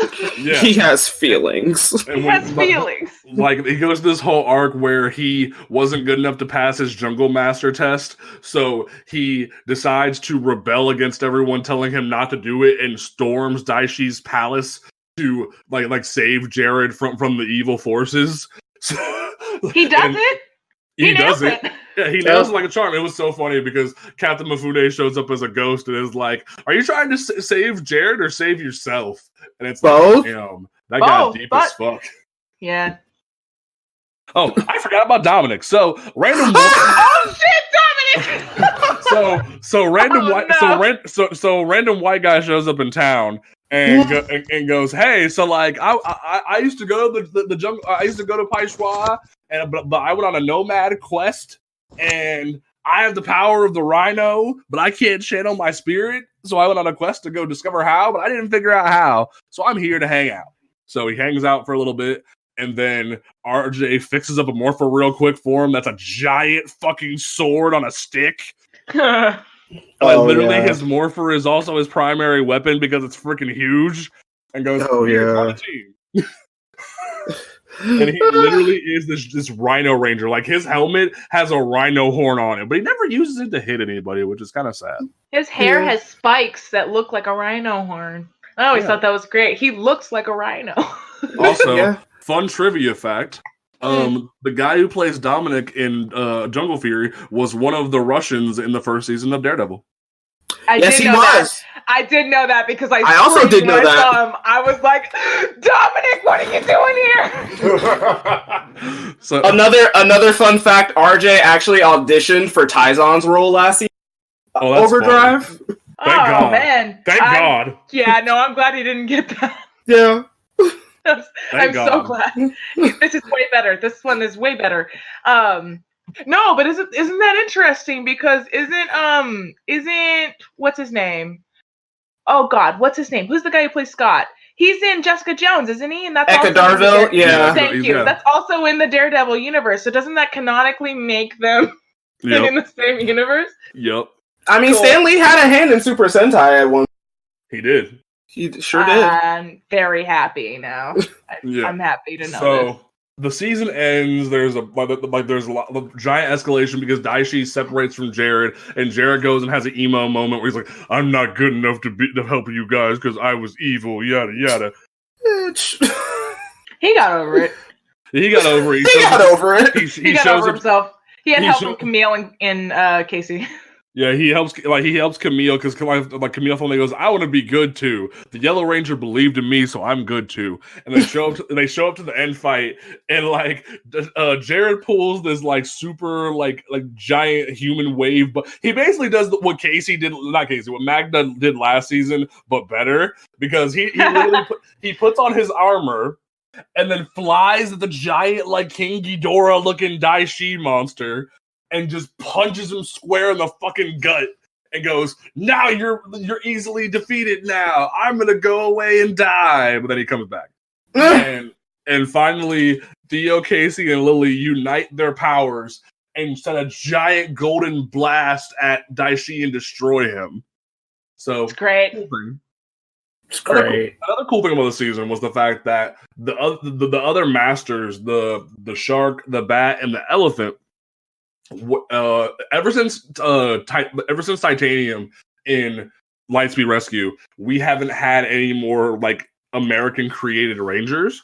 But when the Phantom Beasts capture these three masters, they create the Spirit Rangers, which is their animal spirits being turned into evil rangers to fight the actual Power Rangers.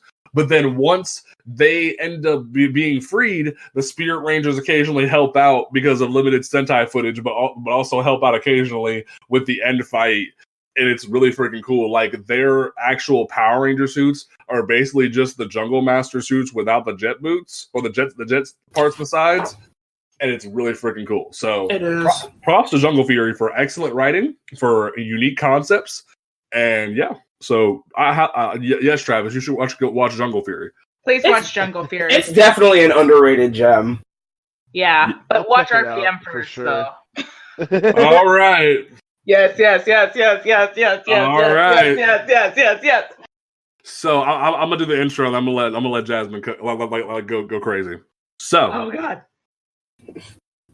Fun fact: if you flip back to the Wild Force chapter in the Forever Red team up, the Machine Empire the general of the Machine Empire was named General Venjix, which leads to a fan theory that when General Venjix was defeated, his data was sucked into one of the morphers and was which in essence went into the morphing grid, which is how Dr. K created the Venjix virus. Anyway, I never knew that.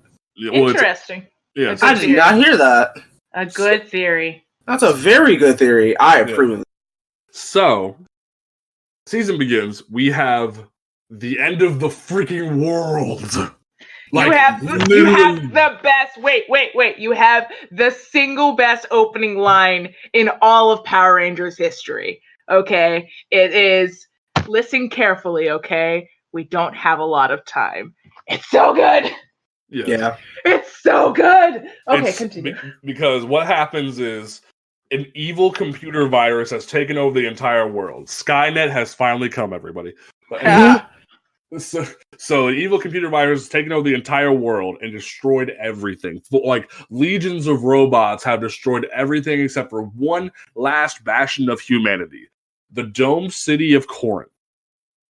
And now, as they're getting ready to finally seal off their city from the evil forces of Venjix, the last few humans left on Earth are rushing to enter the city.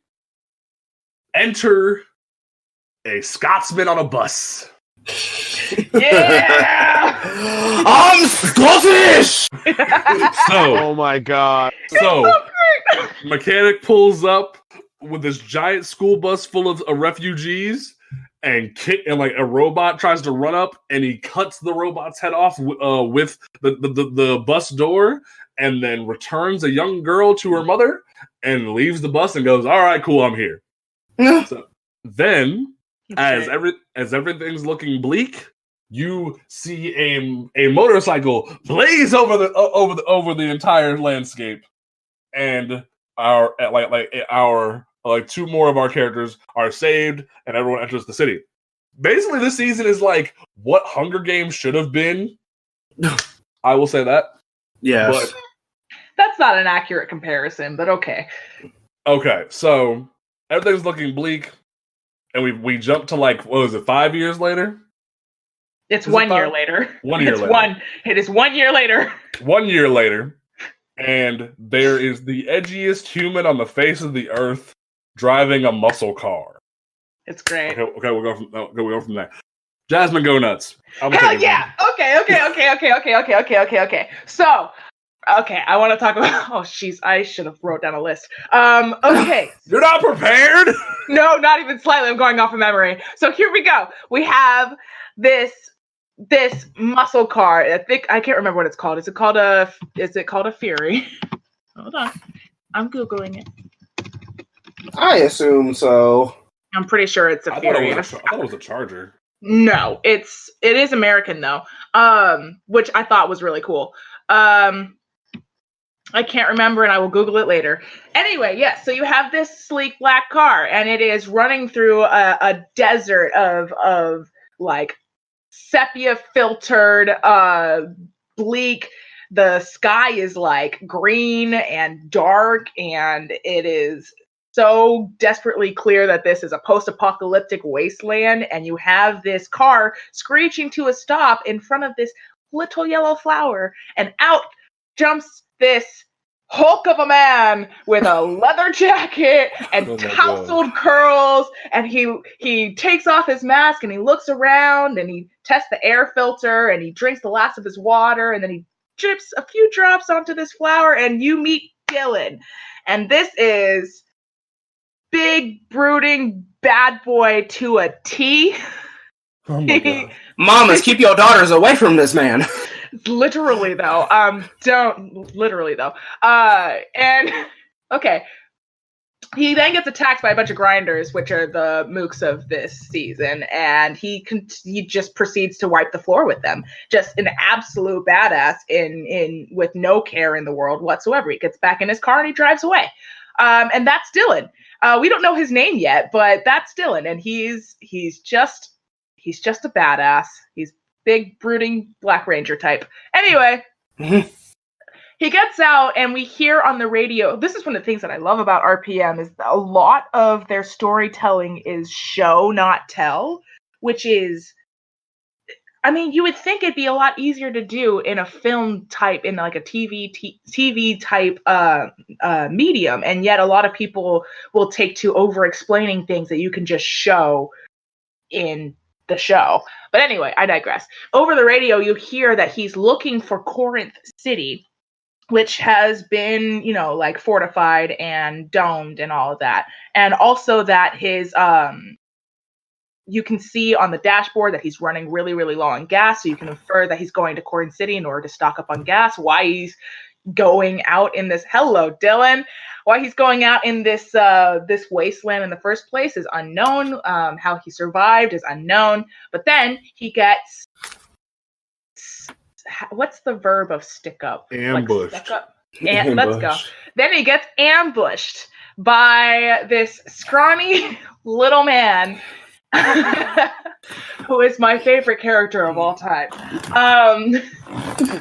I told you I love Green Rangers. Anyway, he basically tries to rob him, but it's with a car muffler, and Dylan is not fooled whatsoever, and so he advances on him. He's like, "Oh, I just want some water and some money and some food if you got it." And he overhears on the radio that he's looking for Corinth City. He's like, "Oh, I can get you there." And Dylan's like, "I don't need your help." And Ziggy's like, "Well, actually, yeah, you do, because I just came from there."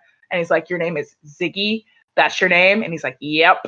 And so Ziggy takes Dylan to Corinth City, where there is a giant barricade of evil robots surrounding the city, just waiting for them to lower their walls so they can send in a bunch of robots to take over the city. And no one has run the Vengex barricade in the broad daylight. And Dylan is like, "I'm as close to nobody as you're ever going to meet." I love the dialogue in this show. It's absolutely phenomenal. It's so quick and witty and clever and really just poised to just drive narrative as much as possible, because what you don't learn until pretty much the next episode is that Dylan is a robot, or he's half robot. He's got cybernetic implants, and and he is an amnesiac. He doesn't have any memory, so he doesn't know his name. He chose his name, Dylan. He doesn't know where he came from. He doesn't know what he's looking for. He knows that he's looking for something. He has a pocket watch that plays a little melody that he can't place, but he knows it's important. And they get into Corinth, and unfortunately, with the lowering of the gates, some robots get in, and then we get introduced to our Ranger friends, Scott, Summer, and Flynn, who are the ones that we were introduced to at the beginning of the episode, the refugees who all came into the city. They were selected to be Rangers and trained over the course of the year to become a 3-man team. We have Scott, the Red Ranger. The best! The best. Mr. Scott Truman! Scott Truman, who is the son of Colonel Truman, also known as Colonel Badass by the fandom. He is the Black Ranger, first and foremost. No, he's the Red Ranger, but he's Black. The third Black Ranger of the Power... The third Red Ranger of the Power Rangers... I'm saying Black now, Jesus. The third Black Red Ranger of the Power Rangers. Yes. Respect on his name. Yes. Respect. He was a pilot. I don't know if it was confirmed Air Force. I don't think it was. I believe they're faction of an Air Force. Yeah, I mean, technically, this season was so bleak that they decided to place it in a different universe. So that sucks, but whatever. So he was basically, we're going to say Air Force pilot, who was defending the city and was shot down alongside his brother, who actually died. Rest in peace, Marcus. And was rescued by Summer, who is an heiress. She's a rich white girl who was unloved by her parents and basically we'll discuss this later, but basically went on like a journey of self-discovery to get to Corinth and realized that she was a lot more than who she grew up to be. She was better than white privilege. She sure was. Is one of my favorite Rangers of all time. She's incredible. Fun fact: she's the leading, her actress Rose McIver went on to be a part of iZombie. So if you're a fan of iZombie, she was in Once Upon a Time. Yeah, she's also Tinkerbell Once Upon a Time. She's one of the more successful actresses, or actors and actresses. RPM had actors that just went on to do amazing things. Yeah. And then we have Flynn, who is the Blue Ranger, and he was the Scotsman, and he's amazing, and we love him. Anyway, so they meet them. They immediately have Dylan arrested because he is full of metal, and that is dangerous when you are facing a robotic apocalypse. So he and Ziggy, because Ziggy is with him at the time, get arrested and thrown in jail and are interrogated in one of the best scenes ever when Ziggy, who is a fast-talking con man and just spins lies left and right, and Dylan, who just doesn't talk at all except to snark at people, go back and forth trying to tell their story, and they get nothing done. It's great. And then... What she said. Yeah. What she said. Yeah. She's literally she's reading off my notes like it's perfect. Like, so I'm happy. Good. This is my favorite season. I should know what I'm talking about. I'm trying to get through this as fast as possible while mentioning all of my favorite parts. Oh no, you're good. Basically, Dr. K, who is this mysterious voice behind a computer screen that has no face, just a computer screen or a TV screen with her name on it. We don't know it's a her, but we do because it's pretty obvious. But anyway, her voice is like muffled, so you could assume if you were dense that she is not a girl, but it's pretty obvious she's a girl. Anyway, I guess I shouldn't assume gender, but you know what I mean. How dare you assume her gender? How dare I assume you? Dr. K's gender? I'm sorry, Dr. K, please forgive me. Anyway, Dr. K has been talking about how they need a fourth member of their team. They need to activate this series Black Ranger suit, and they need someone to do that, but no one has been able to handle the cybernetic enhancements, except for, I don't know, another person who has been cybernetically enhanced. And so Summer gets this idea. She's like, you know who'd be perfect for that? Big brooding bad boy right there. And the rest are like, that's a terrible idea. I mean, but I also have a crush on him, though. It'd be great if he would be on the team. Super valid. However, please do not degrade Summer's character to a love-struck bimbo, because she is way more than that. She's not. She's manipulative in the most benevolent way, and it's amazing. She's great. She used her powers of manipulation for good. It's amazing. Anyway. She's right. The others weren't convinced up until Ziggy and Dylan go into the cafeteria to get lunch, as one does, and Dylan finds out that Ziggy has a lot of enemies in prison for some strange reason, and they all gang up on him and try to beat the shit out of him. And Dylan, who claims to not care about anyone, doesn't like that. And I don't know if you've seen The Witcher yet. That's basically the exact same dynamic as Geralt and Jaskier. It's the same thing. I didn't even think about that. That's actually really accurate. It is really accurate. It's the really annoying puppy type and is very scary, very violent, big older brother. Anyway, yeah, so Dylan, under the guise of getting Jell-O that he wanted, that the others were like, you can't touch that Jell-O, that's my Jell-O. They give me respect because they take that Jell-O for me. Anyway, he proceeds to wipe the floor with them. It's caught all on tape, and Summer's like, yeah, see? And the others are like, oh, or in Flynn's words, sweet mother molasses. There's a great line. Anyway, so they decide to rope Dylan into their little team. Their little clique, yeah. And he's like, do I get to pick my own color? Which is hilarious because she got black, which is all he wears. Yep. Anyway, and he's like, oh, that's the other thing, is he said one condition, and his one condition was to get Ziggy out of prison, which is great. I love him.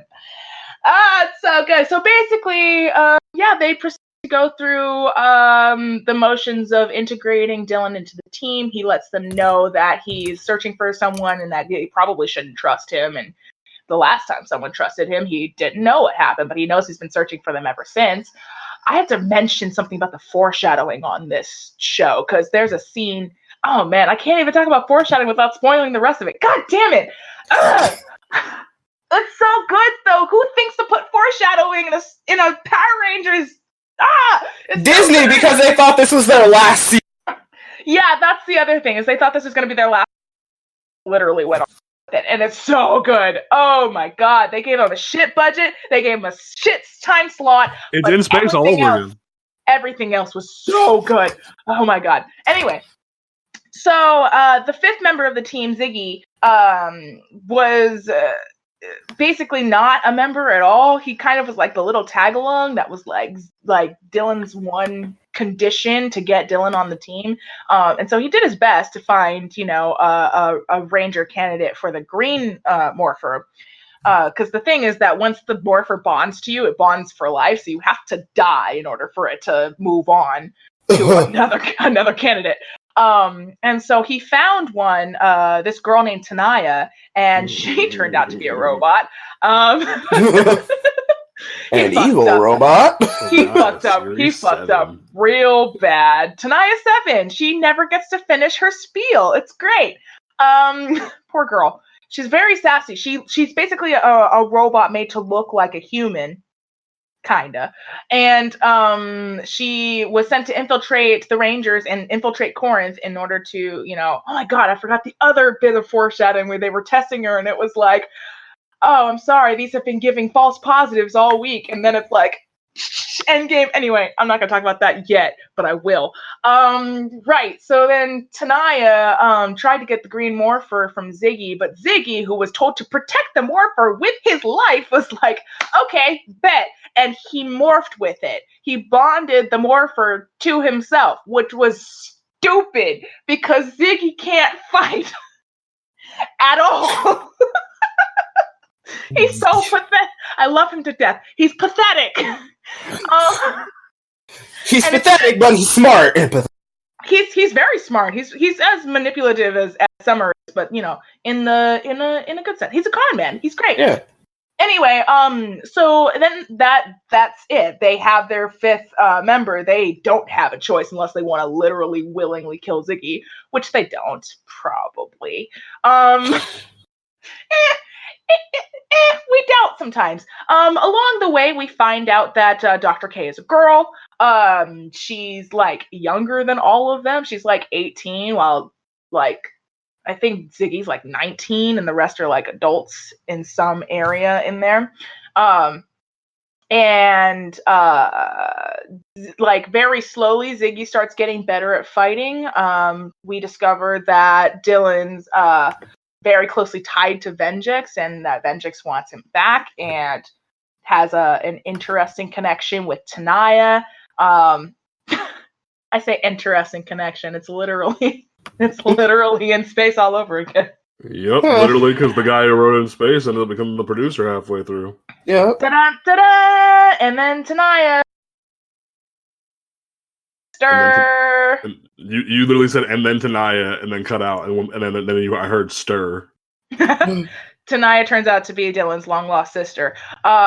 Ooh. Yeah, it turns out that she is not a robot made to look like a human. She's a human made to look like a robot. She was blind. She was given robotic eyes, which I guess is why she didn't recognize Dylan. But also, I mean, her mind was erased. It's not her fault. She thought she was a robot up until there's this great scene where Dylan figures out, because she hums the Farmer in the Dell, which is terrifying, actually. Yes, it really is. She whistles it, and it turns out that it's from her own version of like a pocket watch, basically.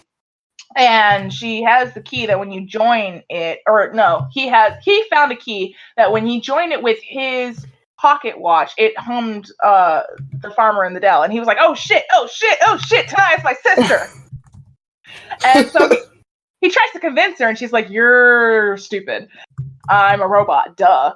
And then she hurts herself and starts to bleed, and she's like, what? And then turns good for half a second. And then they recapture her at literally the same thing. It's the same in space thing. And then she gets recaptured and then turned evil again. Anyway, long story short. Oh my gosh, I almost forgot about the Boom Twins! You forgot about Gem and Gemma, you I forgot about the Boom Twins! I was saying, like, is she gonna forget about Gem and Gemma? I'm really No, I did not I'm like, forget. if she forgets about Gem and Gemma, I'm gonna be so mad. I didn't forget. I did not forget. Anyway, so they go into the Badlands, and they basically are following this lead that Dylan remembers something, but it's an implanted memory. It's a trap for all of them. And they get their asses whooped. And then they get saved by these two flying Megazords. Not Megazords. What do you call it? Two flying Zords. Thank you. And they save them, and they meet up with them later, and it turns out that they are these two, and they're not even the same Asian. So they're not, I don't know if they're actually twins or like siblings, or if they just grew up. Not in real life. They say they're siblings, they're twins in the show, but they're not actually in real life. Okay, they are emotionally stunted, first of all, just like Dr. K. They grew up in the same alphabet soup. Oh God, I almost forgot about Dr. K. Oh my God, I'm doing terrible. I'm so sorry. I have to rewind this a little bit. Dr. K, bless her heart, grew up. She was kidnapped as a child by a government facility who recognized her prodigy genius when she was like 6 years old, and brought her to this facility and conditioned her to believe that sunlight would hurt her, that she was allergic to it or she was sick and couldn't go outside into the sun. And so she grew up like just wanting to go outside, but instead they just had her like create weapons and shit. And she met Gem and Gemma in Alphabet Soup. Is that what it was called? I don't remember. Yeah, it was called Alphabet Soup. It was literally called Alphabet Soup. That's hilarious. Met Gem and Gemma in Alphabet Soup, and they befriended her, even though she doesn't really know what having friends is like, and so she struggles with it a lot. She, like, for the majority of the season would only call the Rangers by their operator name. So like Ranger Operator Series Red was Scott, and Ranger Operator Series Yellow was Summer, and so on and so forth. It wasn't until after Gem and Gemma came back into her life that she started calling them by their names, except for Ziggy, but we'll get to that later. Yeah, she was like emotionally stunted. And so, oh God, here's the kicker. Here's the best part. Here's the best fucking part. She one day is working on a program or whatever, and a butterfly flies in. And she's never seen a butterfly before. She's like, what the fuck? And it starts to fly away, and she starts to follow it because this thing is magical, and she's still a fucking child. And she goes and she follows it to this window where the sun is streaming in. And too late, she realizes that she is in the sunlight, and it's on her skin, and it's not affecting her at all. And she's like, holy shit, they lied to me my whole life. She was like, you know what? I'm going outside. And she created, she didn't, I guess technically, especially if that theory is why, she didn't create the virus. I guess she I don't know how to say this, adjusted it? Discovered it, whatever. She basically brought Gem and Gemma into the fold and was like, hey, I have this computer virus that will shut down all the systems in this place and we can escape. We can go outside. They've been lying to us our whole lives. We can actually go out into the sunlight. And she got caught before she could upload the firewall to Venjix. And she released the virus into the world. She ended the world.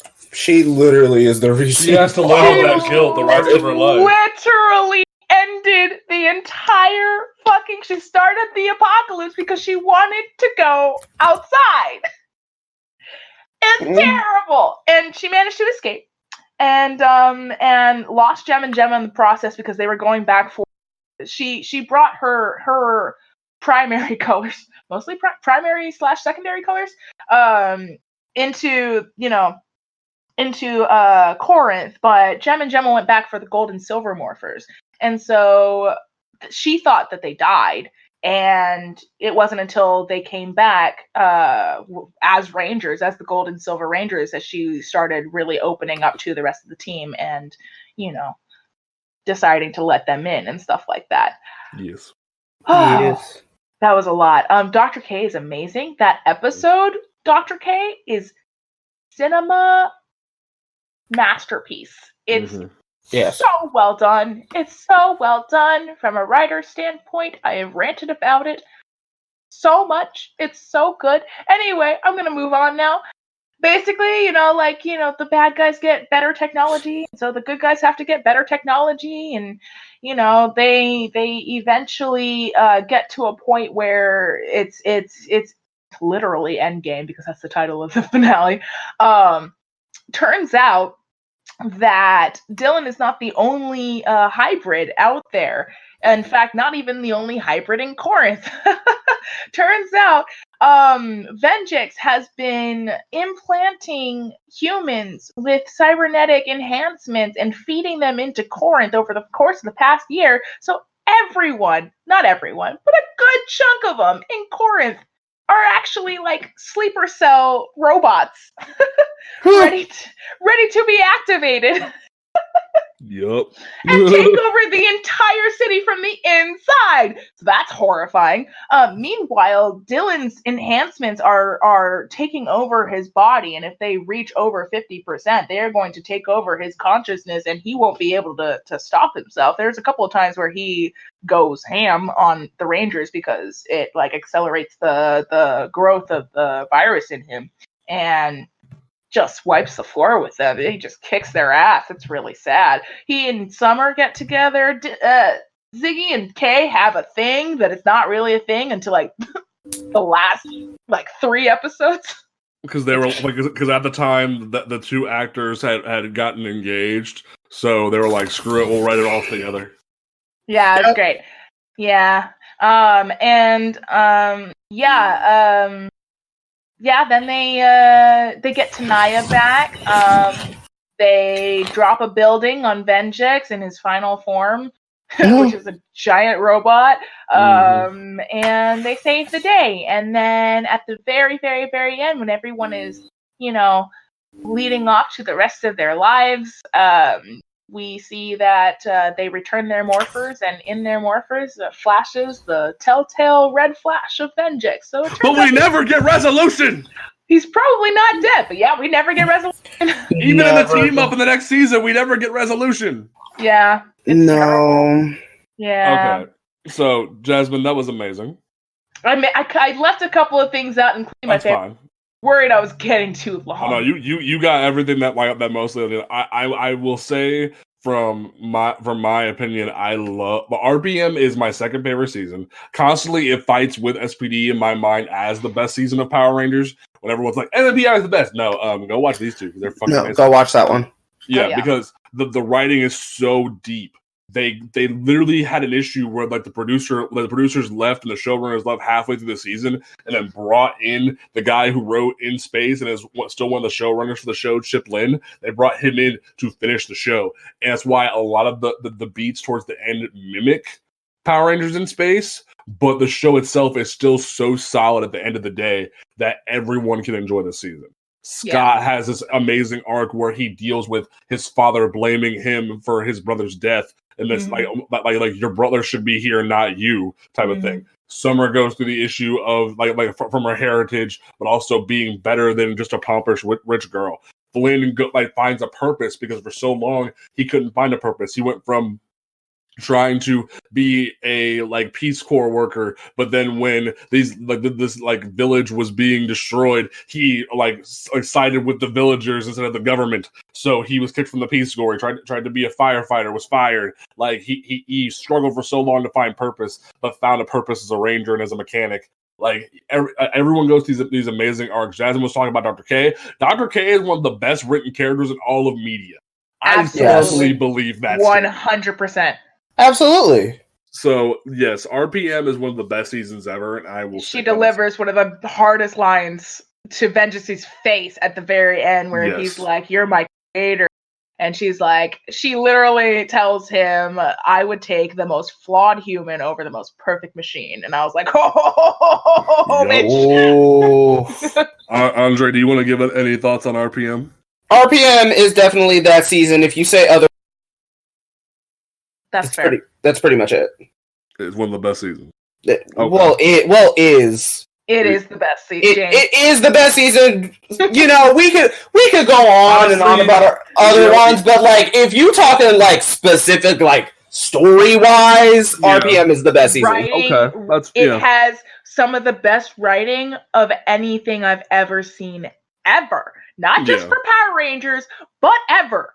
I mean, and here's the foreshadowing I couldn't say earlier. There was a moment in the third episode, Rain, where Dylan is telling Summer that she shouldn't trust him, that someone relied on him once before and he let them down. And Summer goes, and you're still looking for them, and you're still out there trying to find him. And he glances over and he sees these two kids. They're like playing in the rain. It's this little boy and this little girl, and they're playing, but he holds up an umbrella over her head. It's very clear that they're siblings, and it's made to be like this is what you're fighting for type of thing. It's blatant foreshadowing for the fact that he's looking for his sister. It's so good. It's so good. And that false positive thing. He's like, oh yeah, this has been giving us false positives all week. That's because literally almost everyone in Corinth is a robot. Yep. It's so fucking mind-blowingly good. And the lines they deliver are so hard that Scott has one that I quote all the fucking time to this day, where I think it's oh god, what's it called? I can't remember the name of it has brother in the title, but now I can't remember the name of the episode. Dylan goes, I'm not really sure who I can trust, or I don't really know for sure who I can trust. And Scott Brother's Keeper? Brother's Keeper, thank you. Brother Scott tells him, if you were sure, it really wouldn't be trust, now would it? And it's like, bro, that's such a hard line. Yep. So definitely RPM will go down in history as the best season for a great number of people. Thanks, James. Well, for me, it's like I constantly wrestle with SP and RSPD. You're valid. You're valid. So like, You're right. Those are valid. Those are two valid choices to wrestle with. Yeah. Oh, absolutely. Yeah. So definitely now next. So Travis, if it isn't clear, all three of us are like literally just imagine me in a red suit, freaking Jasmine in a yellow suit and Andre in a blue suit, just smacking you in the head with our helmets, going, "Watch RPM, watch RPM." You got. I'll do it. I'll do it. I'll buy one. It's. I tell everyone, if you watch any season of Power Rangers, let it be this one. Yes. Because this one is. He's muted. Hopefully Travis is dead.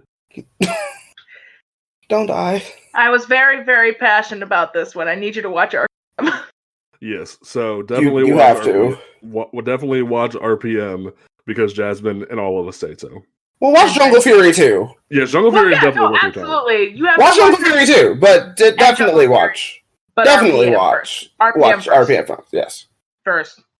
All right, so we are going to go ahead and wrap up this episode for you folks.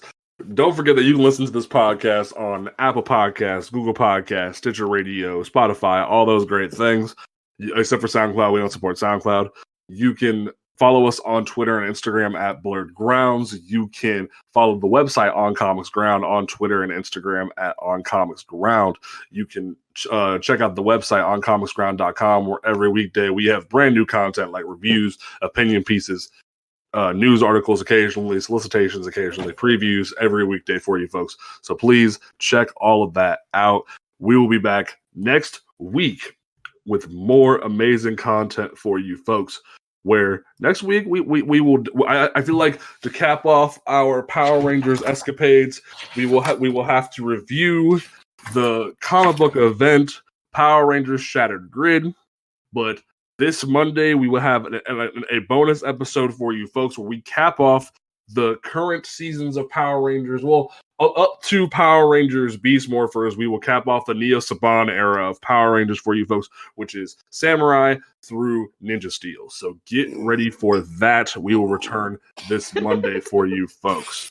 And it's going to be literally me, Jasmine, and Andre just screaming into a void. So get ready for that. I'm literally gritting my teeth as you mentioned those. Just gritting my teeth. Dino Charge is good. Dino Charge is the jet. Debatably. We're not debating that. I'm gonna fight. I'm not debating. There's no debate.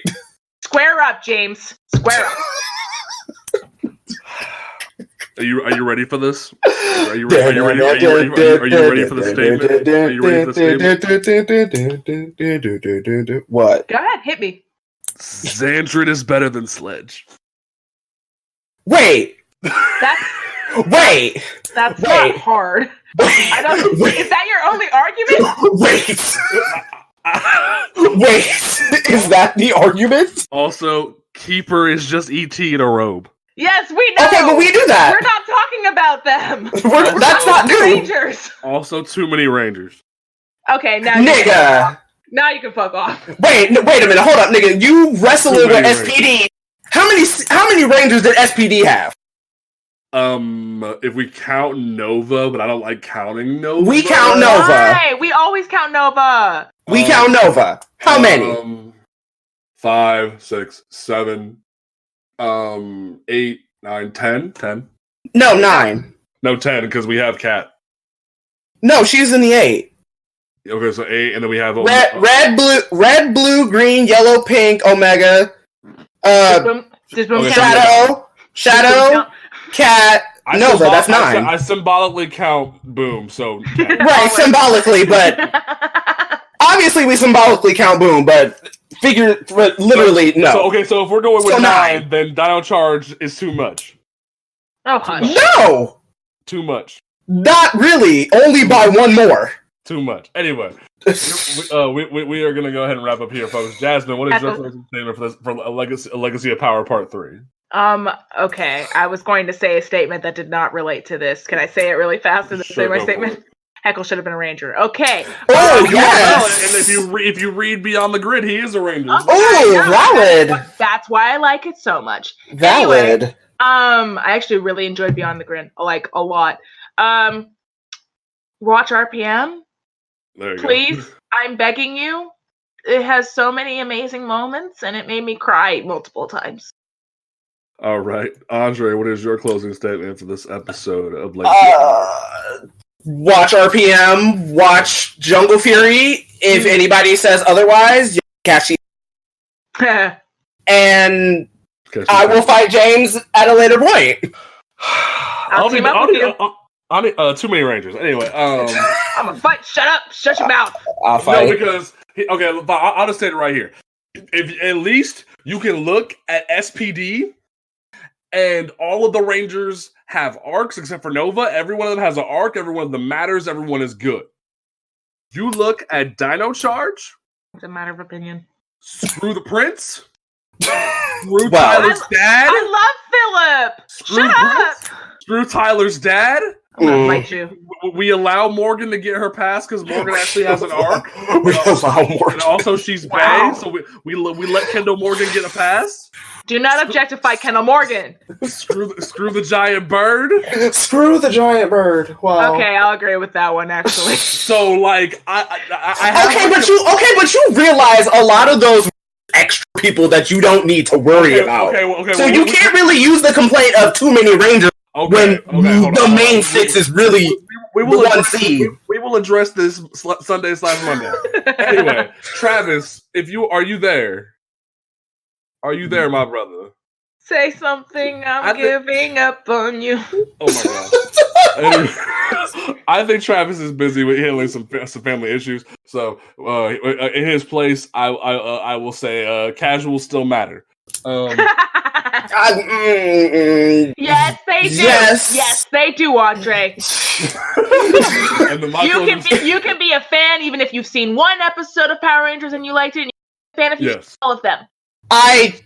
Yes. Except for Overdrive. Yes. Even Overdrive. Overdrive. There's no exceptions. Do not gatekeep. Do not gatekeep, James. You're right. Okay. My closing statement is: fuck Overdrive. Fuck Samuel Benta. Watch RPM. We will catch you folks next time right here at Blerd Grounds. Peace out.